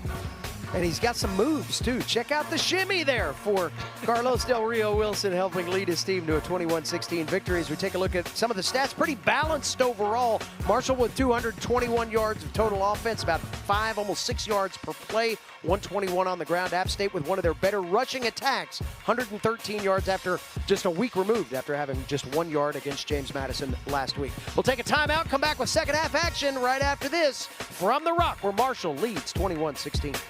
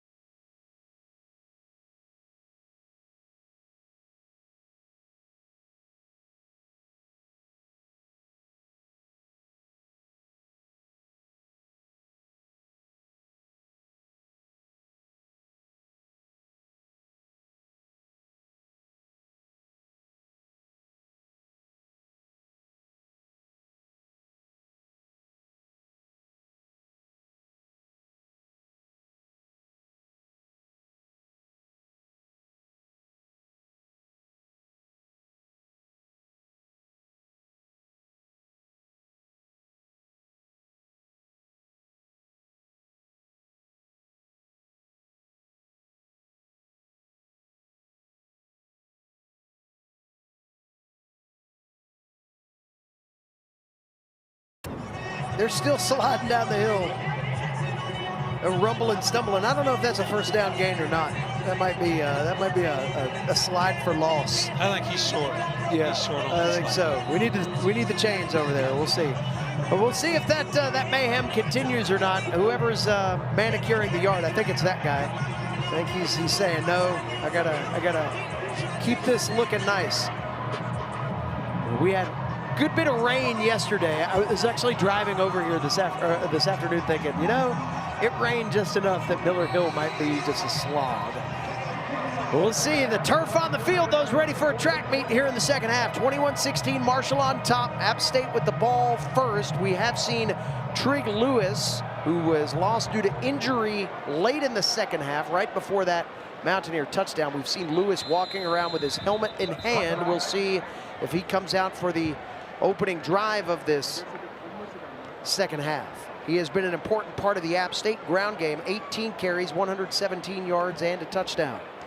All right, it's Rashad DeBinion, the normal starting running back, that will take the first snaps on this opening drive. You know, we talked a lot about the pageantry around App State today, the Yo5 National Championship team here. Great to catch up with Richie Williams at halftime. But it's funny how this rivalry brings out some of the lore. Bob Pruitt actually talked to the Marshall team earlier this week, and he got him pretty fired up. Got the head coach, Tony Gibson, equally excited. Carlos Del Rio Wilson said, man, I love that guy. He's just got energy. So everybody, we're bringing out all the stops here as these two get together for what should be an exciting second half. He only played for, what, 4 or 5 national titles. He had runner-up in 91, national title in 92, runner-up in 93, and I think they won it in 96, right? Won it in 96. So he on their way out. Charismatic and knows how to coach football. 2-yard pickup for DeBinion on the opening play of the second half. That brings up 2nd and 8. Dozier in motion. Hand off to DeBinion. Shakes out of one tackler, breaks another across the 30. They'll give him forward progress there. Paul Hudson III had a chance for a tackle for loss, but DeBinion skated away from him. And here comes Trig Lewis. DeBinion goes in and does what he needs to do. Again, makes for his 3rd down and 3rd and 5. But Lewis is back in. I mean, 6.5 yards per carry. You're gonna miss Lewis, but DeBinion was definitely serviceable in those last 2 plays. App State 2 for 8 on 3rd down in the first half. Across the middle, that's Larkins on the catch, and he gets right to the sticks, the 35-yard line. That's good enough for a Mountaineer first down. It's hard to think that 25% on 3rd down would be an improvement over the previous 3 games. But App State had only moved at a 21% clip on 3rd down in the 3 previous contests. So we'll take baby steps. I think Dowell Loggins would be okay with that. Take baby steps, but to win this football game, I think you're going to have to be eventually north of 40% to win this football game, because you're going to have to run the ball a lot. And so they're going to have to get better on 3rd down. Coldrift back 5 steps, gets the pass out of the flats to Mbake, and that goes down as a 5-yard loss. Boy, Marshall saw that one coming a mile away.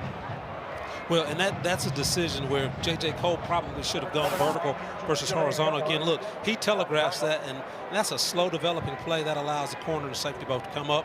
You probably need to go vertical with that when you've got that much time and that play developing that slowly. You probably go vertical, and you've got a backside receiver open because of the way that all the safety floated to that boundary side. Jabril Alameen in on the stop.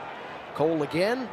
Safety valve pass. Here comes Lewis. Gets loose of a tackler off an open space. 45-yard line, shoved out of bounds. Trig Lewis.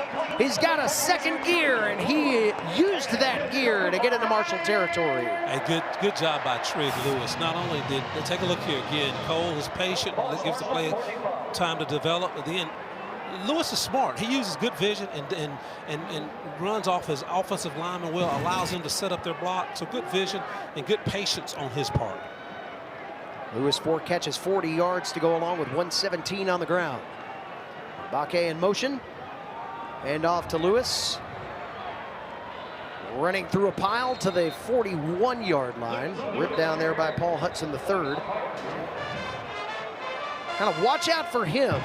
Always part of the personal foul. Big play face that Marshall mask. needs to Defense turn things. Number 55. And that's Paul Hudson Automatic III first down. with the face mask. He's kind of the guy that comes through with the clutch play. He has been a game turner at times and has been active here on this opening drive. A little too active with the face mask, as App State will benefit from the penalty yardage. That is 3 penalties for 30 yards against Marshall here in the contest now. And he had a paw all over the face mask, and probably should have just let it go, but he used it to bring the ball carrier down. So that was ostensible that was a face mask. Dozier in orbiting motion. Handoff goes to Lewis.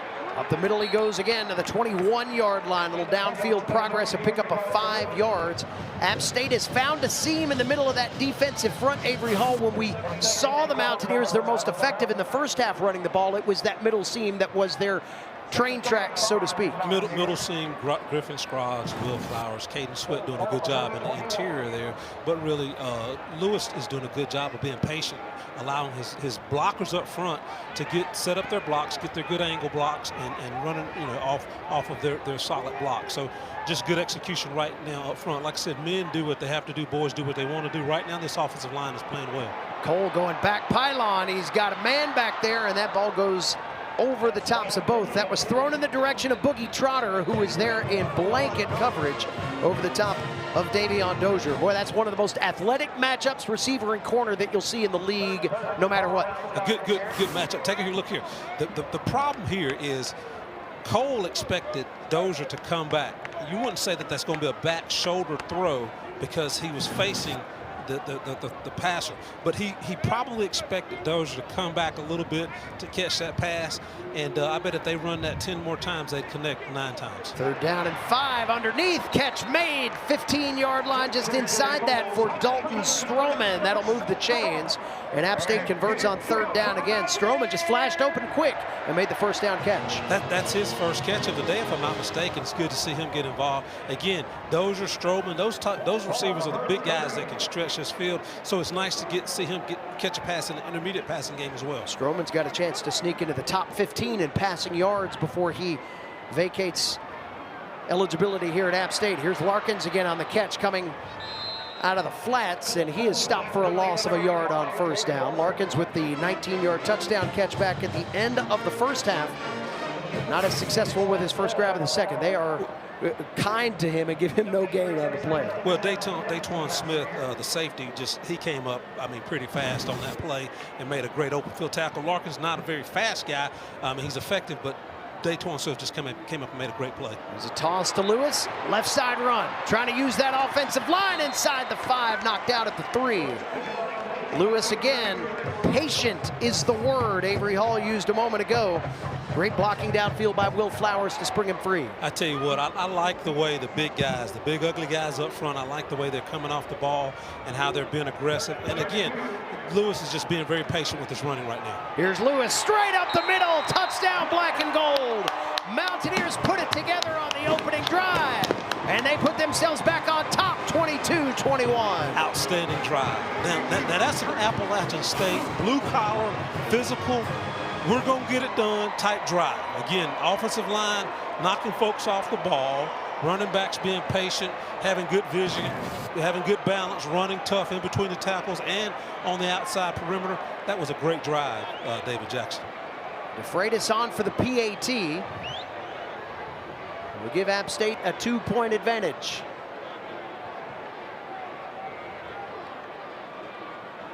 Good snap, good hold, good kick.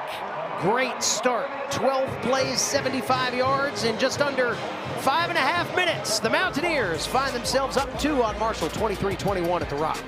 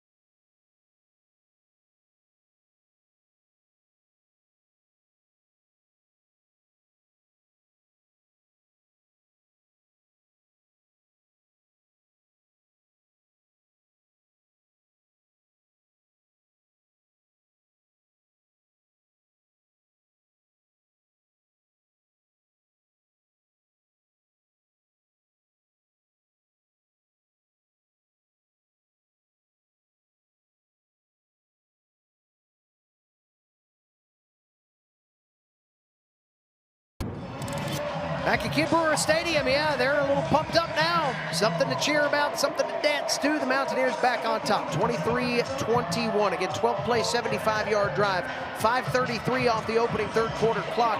Avery Hall, more importantly from App State's perspective, 3 third-down conversions on the drive, including the touchdown run by none other than Trig Lewis, who's back on the field and healthy, 139 yards on his day, and now 2 touchdowns. If you're going to win this football game, you're going to have to continue to run the ball well and convert on third downs. I know that sounds cliches, but it's as simple as it is. I mean, you're going to have to do that. So great drive. Second half, that's 100% on third down. You got to keep that going.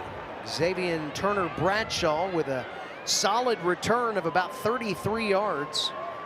Will set Marshall up in good field position. Bradshaw had a 36-yard return just a couple of weeks ago against JMU. They'll officially mark it 29 and give the Thundering Herd the football right there at that 29-yard line. 9:21 to go, third quarter. App State scored first. Let's see if Marshall answers. There has been an answer to each team's answer here for the last several possessions. Carlos Del Rio Wilson, 100 yards passing, 60 yards rushing in the first half. He gives to Joshawn Barbie. It actually is Wilson on the keep, Barbie the decoy, and the App State defense a little bit more in tune to that. Kevin Abrams-Verwain on the stop on the interior. Good job by Abrams-Verwain. Just continue to work down the line of scrimmage. He actually had run past the quarterback, came back to make a great tackle there. Del Rio Wilson on the slant. Floyd Lacey on the catch. That'll stretch the chains for Marshall.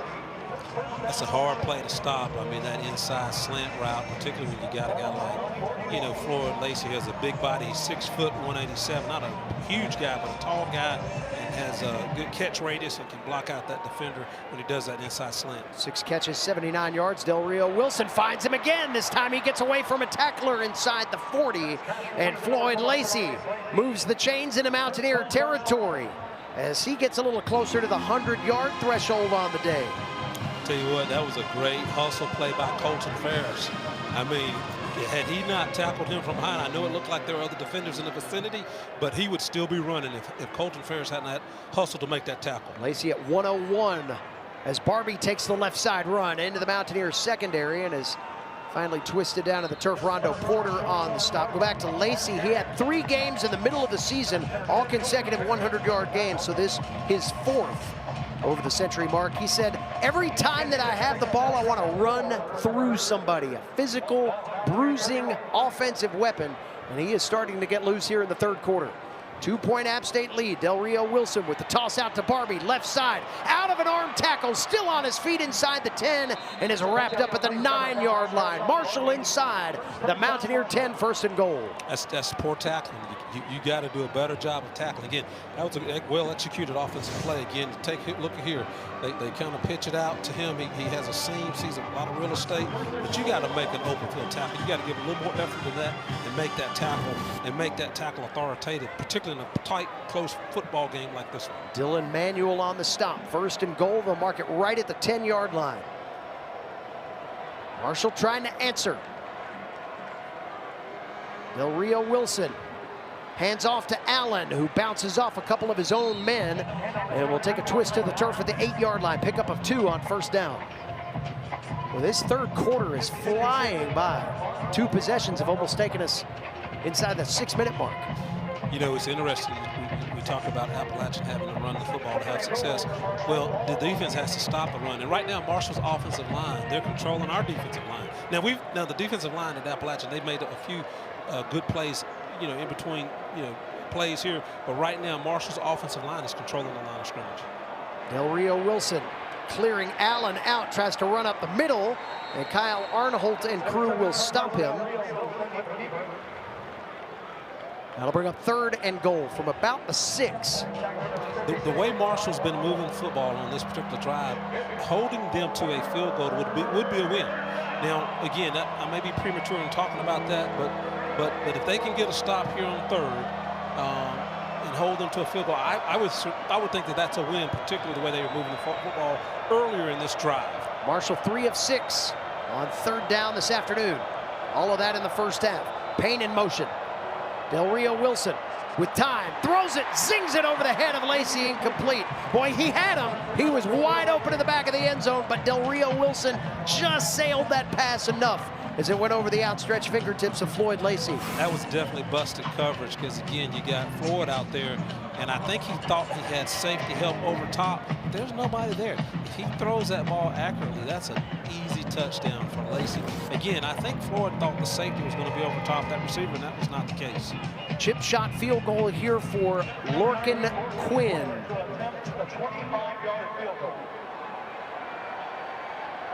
Six of 7 from this distance.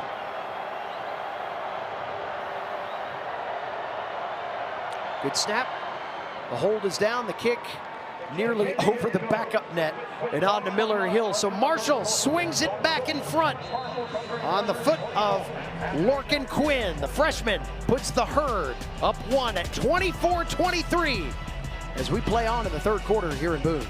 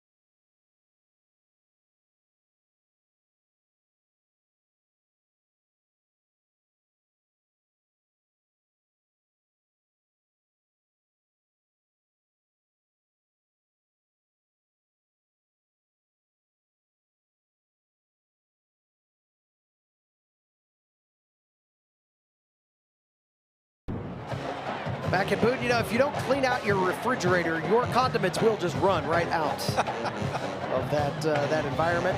Ketchup looking like he's getting after it. Hey, you can't beat fun at the old ballpark sometimes. That definitely wasn't Heinz ketchup because he was running too fast, right? I've never seen ketchup come out the bottle that fast. That's right. 24-23, Marshall up 1 now on the 25-yard field goal by Lorcan Quinn. It's his 13th consecutive make. He missed a 51-yarder against Old Dominion back several weeks ago. Tied for 5th in all of college football in makes thus far this year. That was the 19th field goal through the uprights for the freshman kicker. You know, DJ, I know we're kind of, this top ball game is tight, but I will say that considering what transpired last week up in the JMU, I do think this Appalachian State team has come out with more fight. I was kind of worried about how they would come out and how they would respond to such a butt whooping, but they've come out and responded pretty well and playing good football right now. Trig Lewis on the carry, trying to continue that middle track that has been so successful. Daquan Smith plugs it up. And a 3-yard gain on first down. App State's loss last week was the 3rd worst conference loss in program history. And as a matter of fact, Marshall has one of those 2 worst losses. You had to bring that up. I had to bring that up. You had to bring that up. 50-point loss to Marshall back in 1990. The worst loss in conference play in school history was a 58-point defeat to Chattanooga back in 1978. Brown was on that team, right, Steve? Steve Brown was on that team. And just outside the ranking, a 47-point loss to Georgia Southern that you referenced earlier back in 2004. Offside. There is a flag Defense. on the play. Well, Number and I 99, say you had to bring that with up because contact, I was on that 5-yard team. penalty, We went still up to second down. Marshall, and they just hammered us. They beat us 50-0. That year we were 6-5. We lost to Marshall. We lost to Clemson 48-0. We got beat by speed limits between Clemson, Marshall, and NC State. We also lost to Wake Forest and Furman that year. But the beautiful rainbow at the end of that season is we won the conference championship. Coach Jerry Moore's first conference championship in the '91 season. So you can call us ugly in 1990, but you had to call us champions in 1991. Trig Lewis, after the penalty on 2nd down and 4, gets to the 34-yard line. Will be a yard shy of the first down. But yeah, a lot of people were talking about that loss last week, and it kind of bothered me a little bit because I'm like, you all talking about worst loss, and you act like you know so much of ASU's history, which you don't, because that was not the worst loss. Again, I remember the Georgia Southern loss in 2004. They came back and won a national championship in 2005. I remember obviously remember the 50-0 loss at Marshall. And then, you know, you and I were talking, so you were telling me about Brownie's loss back against Chattanooga. So if they knew the history, they wouldn't say it was the worst loss. We've been there before. Cole going to try to run for it on 3rd down and 1, leans in, and he's going to be a yard short. I would ask for them to review that spot. The spot is the 34.5. He's going to be a half-yard short. As Cole rolled out on the keeper, little play action look. I don't know if it turned into a QB run. Replay of that, but it looked as if that was not a good spot. It's a great stop by Marshall defensively to stay with the QB. App State has not been a traditional power run for a yard type team all year long, and Marshall was just kind of waiting for what the scheme might bring. Here's Ratliff to punt the football away, a driving punt. Fielded at the 25 and sniffed out at the 31. Gosh, I hate that they didn't review that spot because he's such a tall guy. Maybe his knee did touch down, but I just thought that he got more yards there. We got a timeout on the field. Marshall by 1 with the football back. 3 minutes to go in quarter number 3.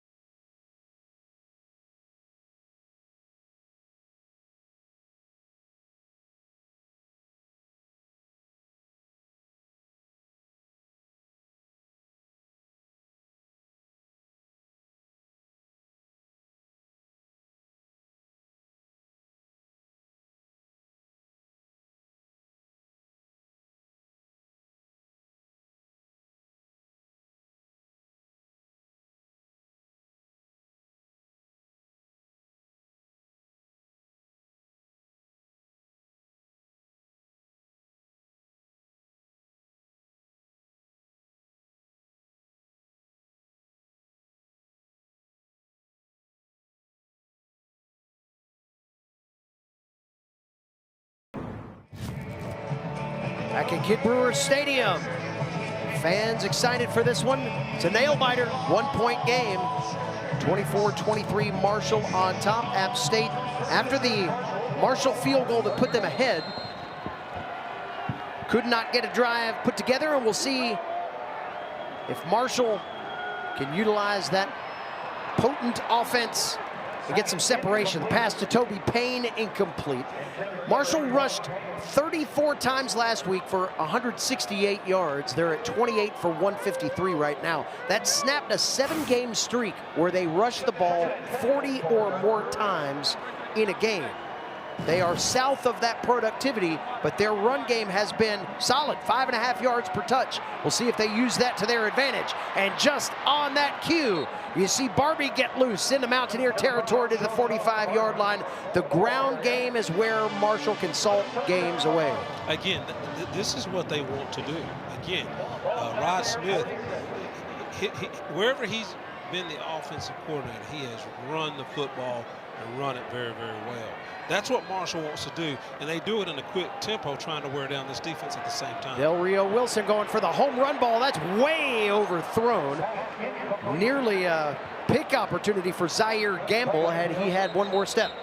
And sometimes I think those deep balls by Del Rio Wilson are just eye candy for defenses. Personal foul, roughing the passer. Defense number 97, 15-yard penalty, automatic first down. If you remember, prior to that gashing by the running back 2 plays ago, they threw to the tight end and missed it. Now they've thrown over the top of the defense. Now I guarantee they're going to come back with a gashing middle seam, inside gap run play or inside zone run play. But that's just how they try and set defenses up, and Coach Rod Smith does a good job doing that. Well, and they've got more real estate to work with after the personal foul penalty against Kevin Abrams Verwain for roughing the passer. That is the 5th penalty for 50 yards against App State. Teams even in both number of penalties and yardage. And what has been a pretty close game. Here's Allen right up the middle, as Avery Hall predicted. And he is brought down from behind by Pitts. And that's not being a smart guy. It's just you notice trends in a football game. Every time they kind of go deep or try and go vertical with the passing game, they come back and try and gash you with the running game. Now, sometimes they've connected with Lacey, and so that makes the safety and the linebackers really focus on the middle and kind of taking that step back towards the pass coverage, but they're trying to set that run game up. Empty backfield on 2nd and 6 underneath. First down gain and a little bit more for Floyd Lacey as he catches the ball back to the end zone and uses his legs to charge forward inside the red zone to the 19-yard line. DJ, a lot of people will talk about play calling and schemes and how coaches try to be effective. But at the end of the day, if you don't have Jimmys and Joes executing those plays, it doesn't matter. Now, you watch, they're going to run, and they're going to be highly successful because they've got good Jimmys and Joes. This is going to come back because of holding. But they've got good Jimmys and Joes, and they execute. Allen gets across the goal line for the touchdown, but there is a flag back at the 19-yard line in the very obvious vicinity of holding. Holding, offense, number 57, 10-yard penalty, still first down. It was so obvious the Marshall sideline didn't even celebrate the touchdown. You knew it was coming back. Yeah, well, again, go back, a lot of folks want to talk about this, play calling that, play calling this. Really, your Jimmys and Joes, every offensive play is designed to score. People can chuckle at that or laugh at that. Every play is designed to score if blocked appropriately and everybody executes the way they're supposed to. But it's not going to happen. But if you've got good Jimmys and Joes and they're executing the play you call, you're going to have success. Joshawn Barbie, the setback, top of your screen. Payne in motion. Del Rio Wilson underneath Lacey, finds him inside the 25-yard line and stymied there. App State's walled up defense pushes him back. Elijah McCantos, one of the first to him. That was a very, very smart play by the entire defensive line. Marshall had run this play in the 2nd quarter and gained almost 30 yards on it because the defense was too aggressive and got upfield. This time, they kind of knew what was coming. They slowed down on the rush, and all of 4 defensive linemen got back, as you can see, to help make the play there. Inside a minute to play here in the 3rd quarter. 1-point ball game. Here's Barbie again inside the 20, gets to the 18. That's just inside the initial sticks. Boy, that penalty really hurt. Not only did it take the touchdown off the board, but I mean, it set Marshall so far back. Almost having to regain this territory again. And you hate to set low expectations, but a field goal here would be a win. Again, 2 drives in a row, if they hold them to a field goal, where they've held Marshall to a field goal. So Appalachian's offense has to respond on the next drive. 3rd down and 9. Marshall's done a good job of keeping App State pressure at bay. Is this one of those times that DJ Smith can dial one up? Game clock rolling inside 5 seconds now. Looks like Marshall's going to let this clock roll out and sort this out on the other end. So we head to quarter number 4. This is the end of App the third State, period. Marshall, 1-point game at the Rock. Go refresh the popcorn. Make sure your ketchup's not running out of the refrigerator. We're back right after this.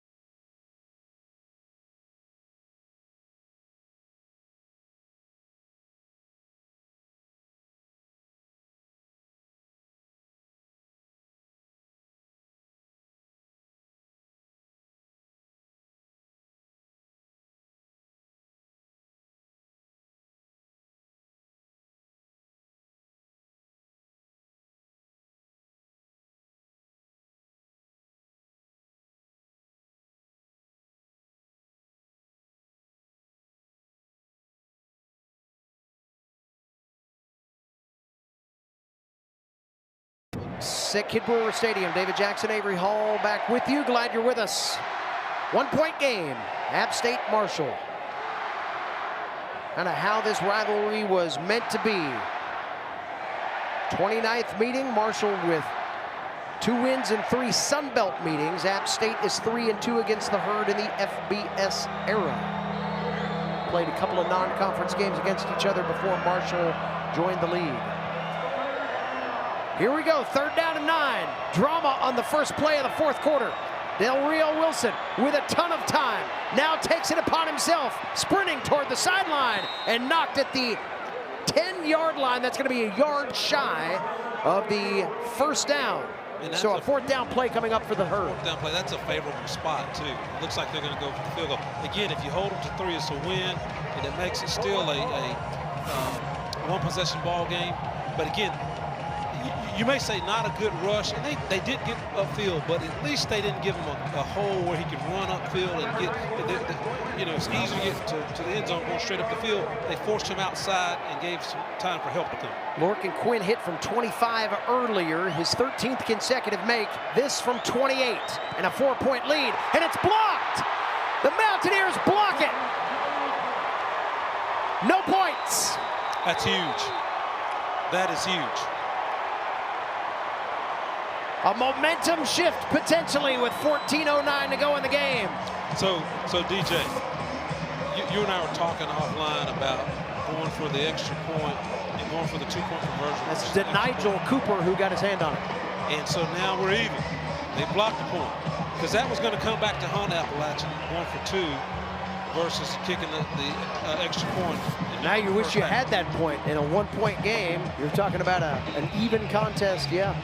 Now the defense, the blocked field goal again snaps a 13 consecutive make streak there by Lorcan Quinn. So the defense has responded and done what it's supposed to do. At this juncture of the football game, there's still plenty of football left. So how does the offense respond? Do they come out and the offensive line grinds and the running backs chew up yardage, the receivers catch balls and they're supposed to catch balls, and Coles continues to make good decisions? Does that happen? Here's Lewis, his 25th carry of the day is stymied by that Marshall front line. Right there in the middle of the action, Paul Hudson the third. Let's watch that block again. It's the second block of the year by Nigel Cooper. He had one against Georgia State as well. He can get up. It's good. He's changed light bulbs without a ladder. He's 6'3", 260, so he's a light guy. He can get up in there. Second down and 9. Play action fake. Cole with some time across the middle, and that ball through the hands of Stroman had the first down gain at the 36. Now, Cole had to throw that football prior to him. He really wanted to, but that's a catchable football. Again, it was a little behind Stroman, but again, it's a catchable football. A guy who's, again, he had to throw. He didn't get a chance to set his feet, but that's a catchable football by Stroman. I mean, you talk about Stroman, his catch radius is huge. He's 6'4", 210. He's got to be able to reach back and grab that and pull that ball in. Larkin's in motion. Cole with time. Little sidearm pass. Lewis out of the backfield to the 20, and that's it. And Marshall read that one well. Also, Carry-On Martin right with Trig Lewis the entire time as that play developed. You really didn't want to see a 3-and-out because the ASU defense worked so hard on that previous drive and stopping Marshall and not allowing any points. So now they've got to go back out, and I'm sure Marshall's going to continue to have that quick tempo offense and try and wear this defense down. But ASU's defense will have to rise up one more time here just to kind of give this football team a chance to win this football game. And Marshall's going to have decent field position here, too. Speaking of rising up, how about Marshall's defense here? These last couple of possessions forcing 2 3-and-outs. Lacey, top return man in the Sun Belt, stymied on the punt from Ratliff. Marshall will have it from the 33 when we come back to Boone. A 1-point game. Herd with the football when we return.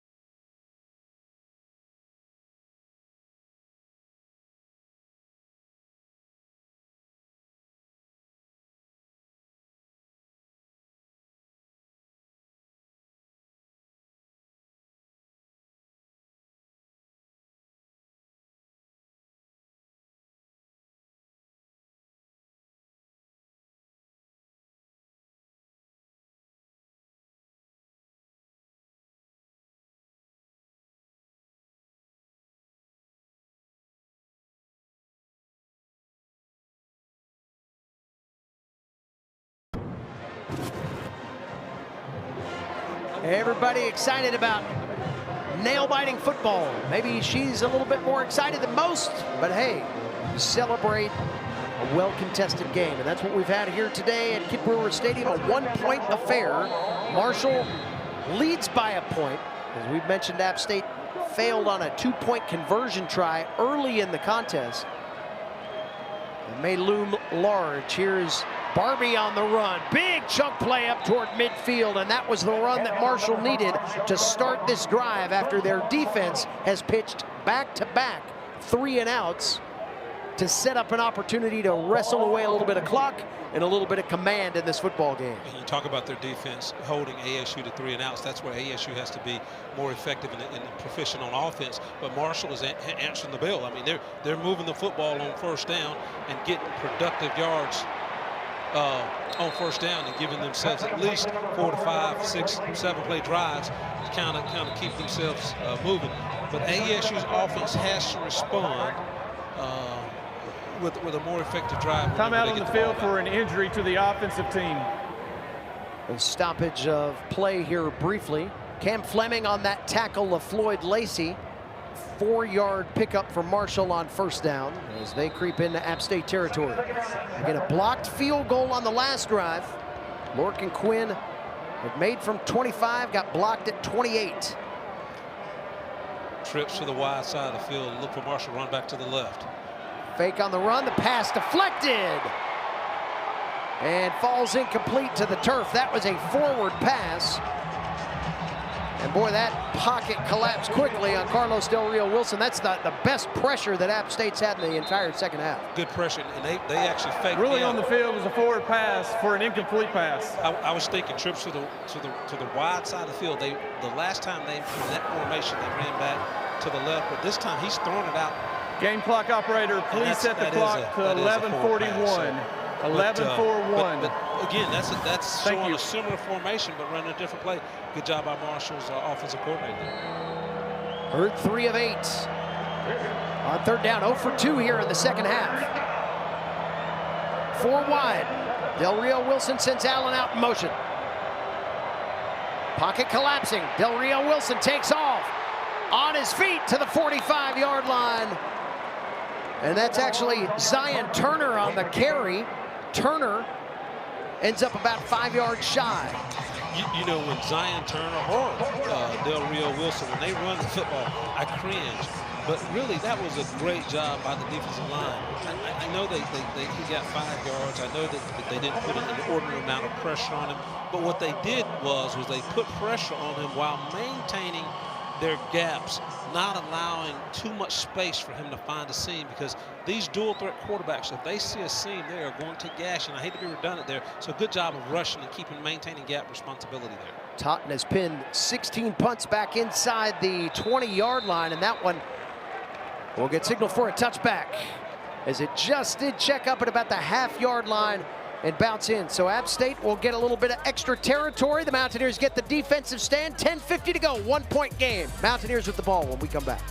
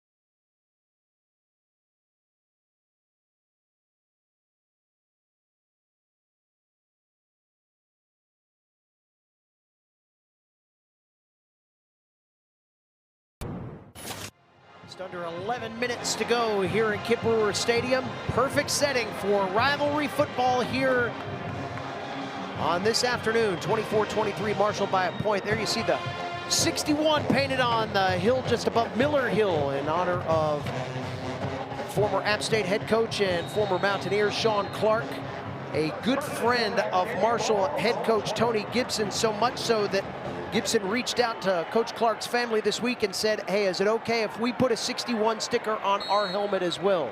Of course, Sean Clark, a native of West Virginia, very close to the NC State staff when Tony Gibson was there under head coach Dave Doran.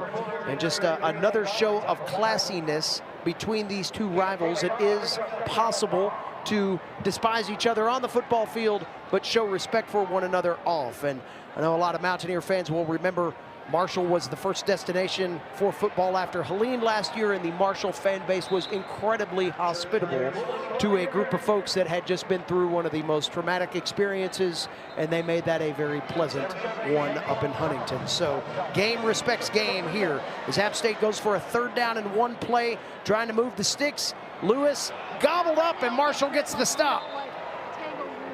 4th down is the call as Lewis tried to go up the middle on 3rd down and 1, almost 3rd and inches for that matter. You got to punt this away in this situation. 9:50 and rolling. And you know, this is probably why Appalachian has gone for. Take a look here.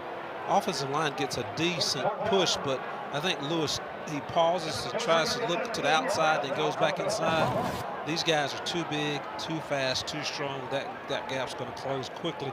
Once you make that commitment outside, you got to hit it and hit it hard. And he tried to come back inside, didn't get it. But this is probably why, you know, the fan base has seen some throws on some of these short down, 3rd down and 1 type scenarios. How about that saw blade just checking up on the sideline, taking a hard left and rolling at the 3. Boy, the punt of the year for Ian Ratliff.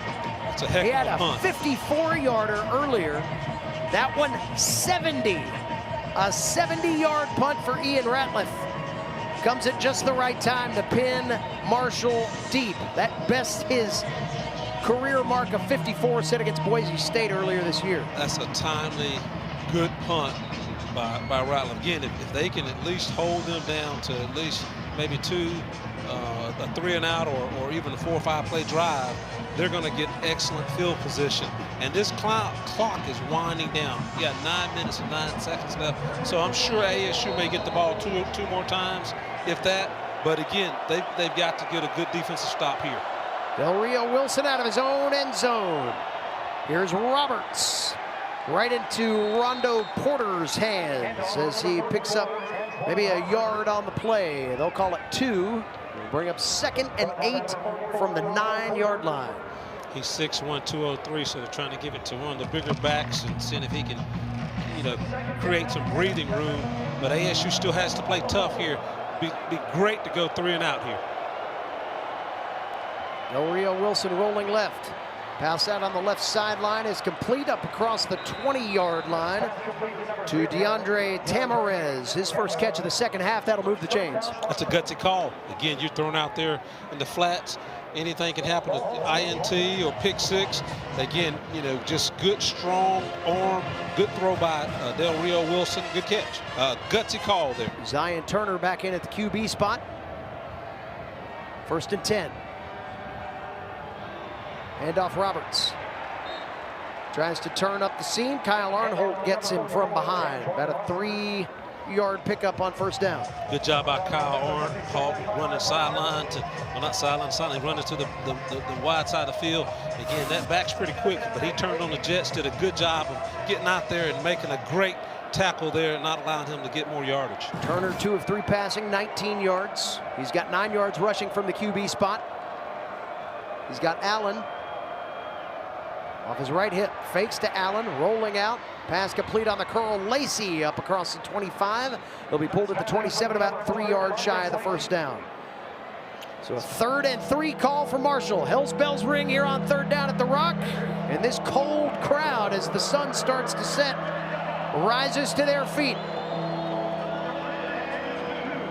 Marshall yet to convert a 3rd down here in the 2nd half. Got trips to the wide side of the field. It'll be interesting to see if they throw a quick pass over to the middle receiver once one receiver rubs it. It'll be interesting to see what they do here. They may even have Del Rio Wilson run it because, again, they have that much confidence in him in this short yardage situation. Turner's still in there at the QB spot.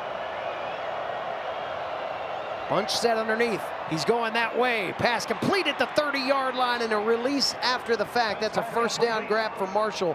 Credit DeAndre Tamarez for catching the football and then leaning forward to get momentum to break another extra 3 yards on the play. Again, they got trips out there. So they actually threw to the inside receiver. The middle receiver, those guys look to rub a little bit, and good, strong throw. You know, they're using Zion Turner more so here lately, and he has a strong arm because that was a nice throw there. Handoff goes to Allen off the right side. Pickup of maybe a yard on the play. They'll give him 1 yard. The injury tent is up right now for Marshall, and there is no Carlos Del Rio Wilson on the sideline that we can see, at least at this point. So Zion Turner is the man as we go inside 6 minutes in a 1-point game. App State and Marshall each with all 3 of their timeouts. You know, DJ, how lucky is Marshall to have Zion Turner on the run. You know, in their quarterback room. He was at Jacksonville State with, it looks like a turnover here. Hold up, App State saying they've got the ball. I think they're going to say the ball was down by contact, although Marshall tried to jump on it. The ruling on the field is a fumble recovered by the defense. First down. Hold everything there. Caleb Stanstrom comes out of the bottom of the pile with it. This may be reviewed, we'll see. The initial call on the field is fumble by Marshall, their second turnover of the day. At midfield, let's watch it. Couldn't tell from that Hard angle. to tell from that angle, but the ball was out as Turner rolled over and Marshall pounced on it like they knew it was live. Well, and if you look at Zion Turner's body language, he's going after the ball. Oh yeah, that ball's out. Yeah, it's out. They're going to review it as we have our first review of the day, or our second review of the day, one for targeting. Brandon Kirkland will run over and take a look, but by the look that our top flight crew has been able to find, it looks like the ball was out as Turner was coming to the ground. Yeah, the way his body language, again, the way he responded, if you look here, the ball comes out right there. And the way he goes after it, he's kind of like, look how he's going, like, I need to get that ball back. That tells you a lot that he knows it was out of his hands. And there it is, it's out. Dylan Manuel was the man in the front, Sandstrom from behind. Sandstrom was the one that actually hopped on the football. They're taking a good look. What I was going to say earlier is Zion Turner was with Coach Rod Smith at Jacksonville State. How often these days do you have the luxury of having a quarterback who knows your offensive installation and offensive plays, and you can pull him in a critical situation like this, and you have the confidence in him that he can run the offense, knows the plays, knows the scheme, knows exactly what the coordinator is going to do. You don't have that luxury nowadays. Yeah, and you know, Turner only played 1 game at Jacksonville State last year. He was at UConn in 23, threw for 1,400 yards and 9 touchdowns, but being in that offense for a year. Yeah, I mean, even if you didn't play, but just knowing what the coordinator is going to call, kind of knowing what you know, he wants to accomplish and what the game plan really looks like and how they're going to attack the defense. You just don't have that luxury nowadays, so they're fortunate to have that over it. We do now see Carlos Del Rio Wilson running on the Marshall sideline, kind of doing some sprints. After video review, the ruling of a fumble is upheld. First down, Appalachian State. So the Mountaineers get the football. The ruling upheld on the field, and the Mountaineers now down 1 in Marshall territory. 5:33 to go. That's a costly turnover. We're going to take a timeout here at the Rock. 1-point game. App State and Marshall. We'll stay here, actually. They're going to come back here. We will keep things and all of this energy with you. Great opportunity for this Appalachian offense Last week was not pretty. This week has been a good competitive football game. How do you want to finish? As Coach Jerry Moore used to say, how do you want to finish this football game? You got a good opportunity. Cole for Lewis on the handoff inside the 40-yard line to the 37. Pickup of 3, almost 4 on first down. Clock will roll toward the 5-minute mark. Long field goal of the year for DeFreitas, 49 against Oregon State, kicking with the wind on this end. Just saying. That comes to be. I don't think he's missed between 40 and 49 all year, has he? Lewis to the 35-yard line. They'll bring up third down and 5. I got an old memory, but I think when I was looking at some of his statistics between 40 and 49, I don't think he's missed in that range. Actually, 5 of 8. Oh, okay. He's just missed 3 times. Okay. See, I got old eyes, so I thought that 8 was a 0. No, I'm just kidding. I was just wrong. Gotta get a few more yards to make that happen. Third down and 5. Cole, fake handoff, pass on the sideline, complete for the first down gain. What a play fake by J.J. Cole. Sam Mbake on the catch, first down, black and gold. I tell you what, with Jaden Barnes being out today, Mbake has stepped up in a major way. He has, what, 8 catches, if I'm not mistaken? 7 catches, 39 yards. 39 yards. He stepped up in a major way today. Possession receiver. First down and 10, App State from the Marshall 22. Down 1 point with 4 minutes to go. Lewis off the left side. Has some space inside the 10. Spun down at the 9-yard line.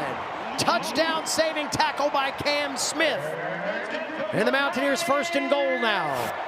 Tell you what, turnover at a perfect time, excellent field position, nice methodical drive right here. Now you just have to hang on to the football and try and chew up more clock. You want to get a touchdown, but you know that if you chew up enough clock, you can put at least 3 on the board.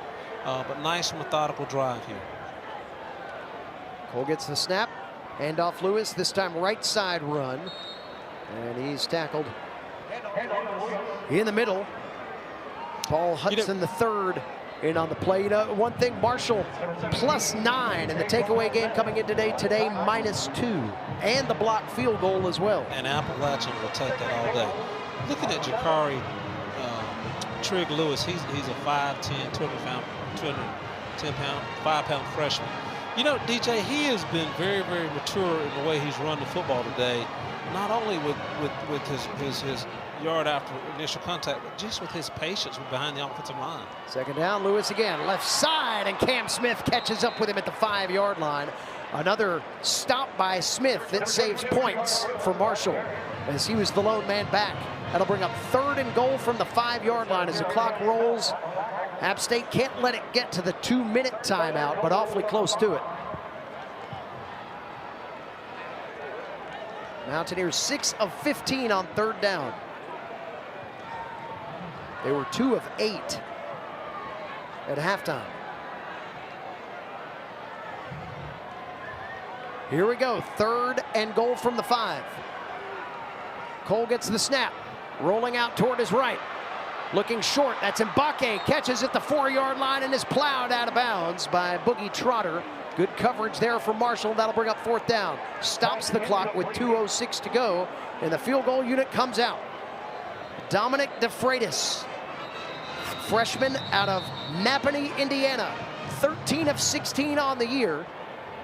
5th in the Sun Belt. Timeout for a defensive percentage. injury. And now we have a timeout and an injured member of the Marshall defense. That will hold things up here momentarily. Working, that's a, I mean, he's hurt. We'll go ahead and take a timeout. Timeout on the field with 2:06 to go. Marshall up 1. Mountaineers kicking when we come back.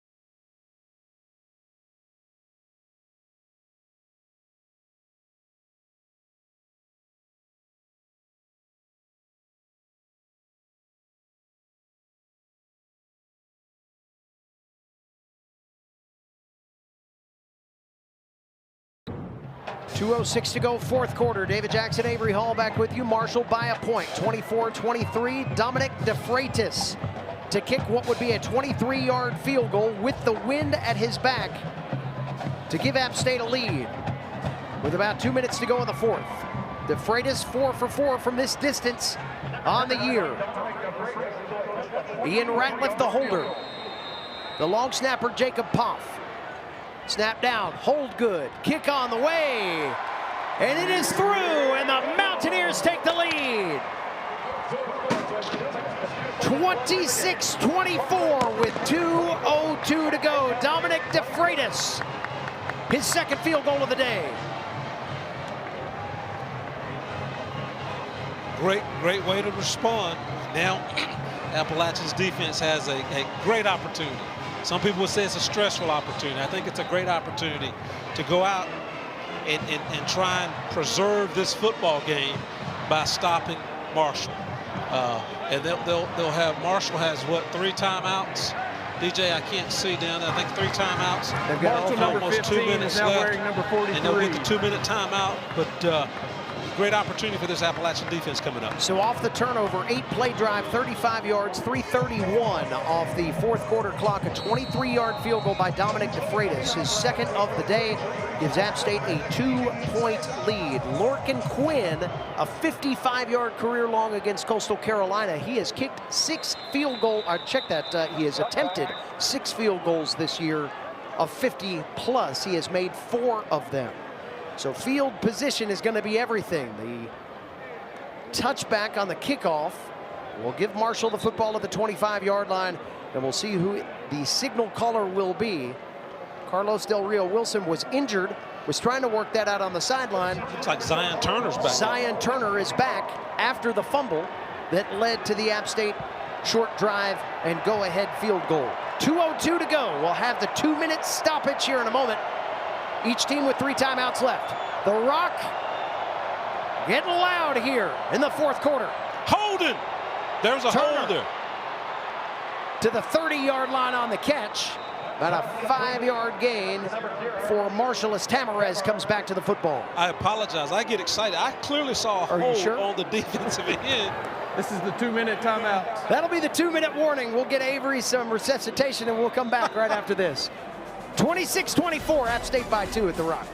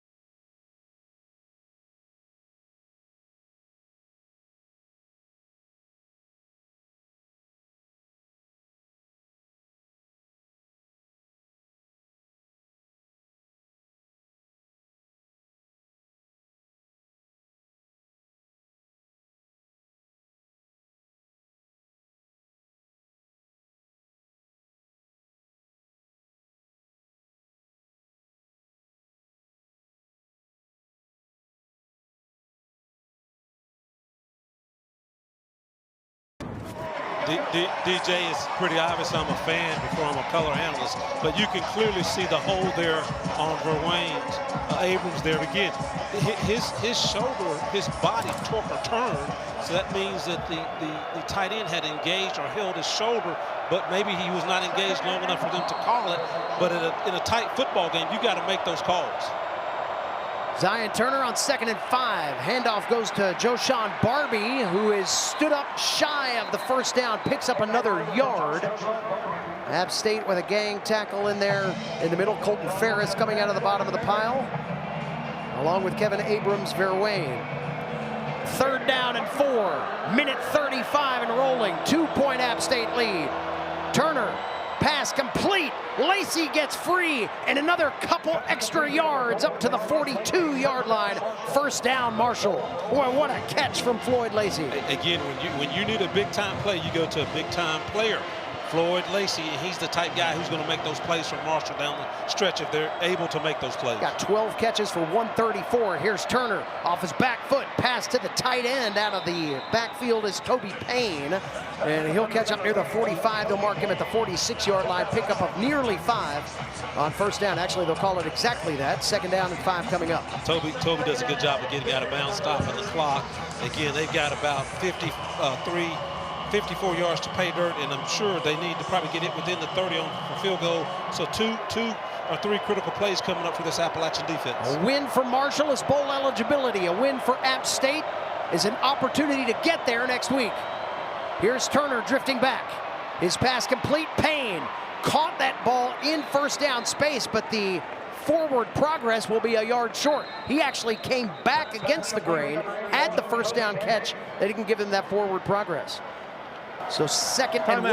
Marshall will take a timeout with 1:01. That is their first of the half. It'll They've got 2 remaining. Timeout. Payne looks a little Clock bit operator, please put 1:03 on the clock. shaken over there on the sideline. Again, you mentioned it, DJ. Payne had the 1st down. Take a look here. Zion Turner throws a nice ball. He has the 1st down, but he circles back to try and get more yardage. And again, that's where some of these receivers just really need to learn to turn it up and just get what you can get and preserve that 1st down. Marshall with 428 yards of total offense today. 200 passing, 228 rushing. Very balanced look for Tony Gibson's club. He said he was looking for that balance this week after such a pass-happy game last week, the first 300-yard passing game of Marshall's season against Georgia State in the win. All right, here we go, 3rd down and 1. Marshall trying to keep the drive alive, just into Mountaineer territory at the 49. Allen, the shifting back. He's got the 1st down and then some to the 42-yard line. Ball pops loose. Ball is loose. App State saying they've got it. The Mountaineers have it with 55 seconds to play. If this play stands, it's black and gold ball. Hold on here. Been a pretty clean football game up until this 4th quarter for Marshall and Appalachian. By the defense. No First turnovers. down, Appalachian State. 3 turnovers today. An interception as well as 2 fumbles, and 2 fumbles at critical times. Unbelievable turn of events. A team that was in the upper echelon of the country in turnover margin has coughed it up 3 times tonight. Let's watch it again. Michael Allen was the running back. He's running, obviously hit after contact. He's trying to get more yardage. Good punch there by Colton Ferris. Colton Ferris punches it out. Our player to watch. Outstanding job by Colton Ferris. You know, he's leading the team in tackles with 74. He's got 10 or 11 tackles for a loss. And just, 2 interceptions, fumble recovery. He's just a very productive linebacker for this Appalachian defensive unit. Move the sticks and end it. Marshall's got 2 timeouts remaining.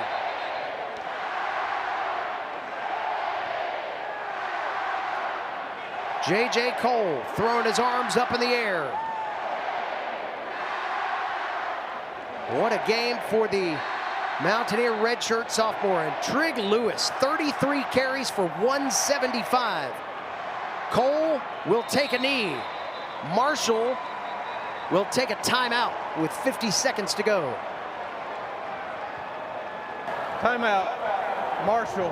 That is their 2nd of the half. It'll be a 30-second timeout. 26-24. App State using the takeaways. The Mountaineers came in as one of the, I guess you could call it almost clumsiest teams from a takeaway standpoint in the country. They were -5. That was 110th in the nation, 11th in the Sun Belt.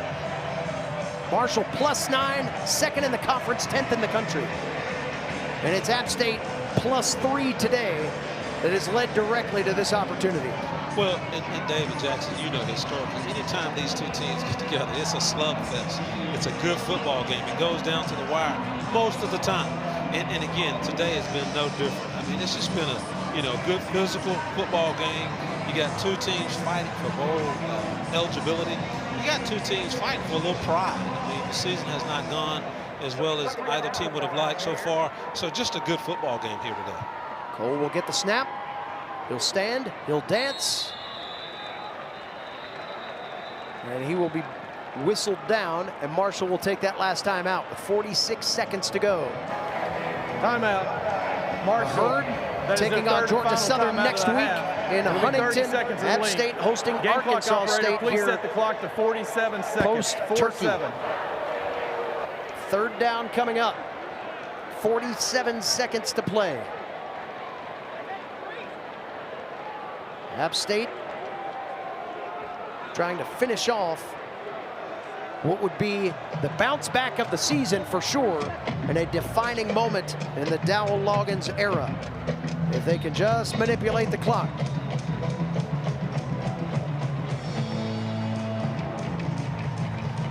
Not just an outstanding offensive performance, but making plays when they had to today. I think Appalachian has 303 total yards, 134 rushing, but Trigg Lewis was outstanding today in running the football, but kudos to that offensive line, too, for just kind of getting after Marshall's defense at the right time. I mean, they had some variability in performance, but at the right times, they really got after them. Cole's going to take off and try to run, try to burn the clock. He gets at the 15-yard line. There's a second differential, so App State will have to let it roll. About a second in between.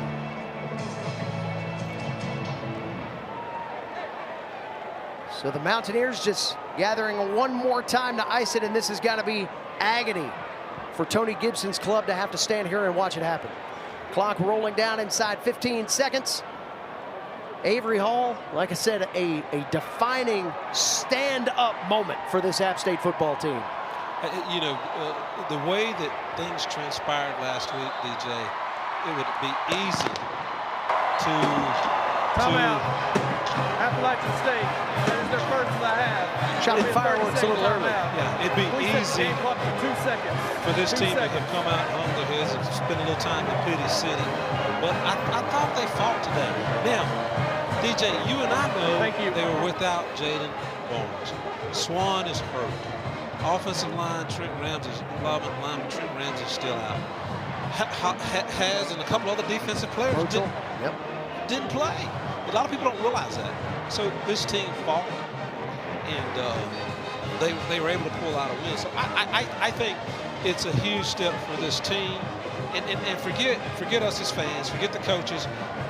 I've been a player down there. These guys fought for each other today, and it just worked out. Because football's a game of inches. It's a game of luck.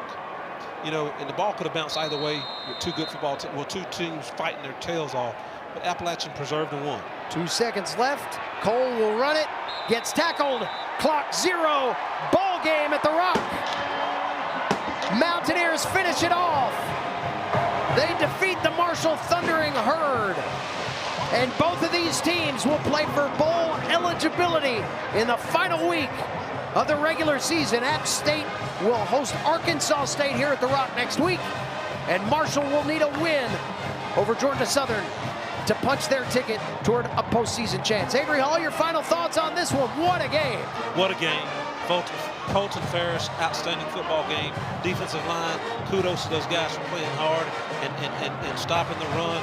Good job with Trig Lewis and his offensive performance, running for over 100 yards. Great decisions by J.J. Cole today. Just a great effort with special teams. And you just have to really love the way this team responded to the adversity of last week, DJ. So it all comes down to next week for App State as they take on Arkansas State. We are awfully excited to bring that one to you after we eat a little turkey prior to that. What a game at the Rock. Thanks for sticking with us. For our analyst Avery Hall, our producer Jeff Schaetzel, and our fantastic crew who braved the chilly conditions to end this one, I'm David Jackson saying so long from Boone, where the final score reads App State 26, Marshall 24.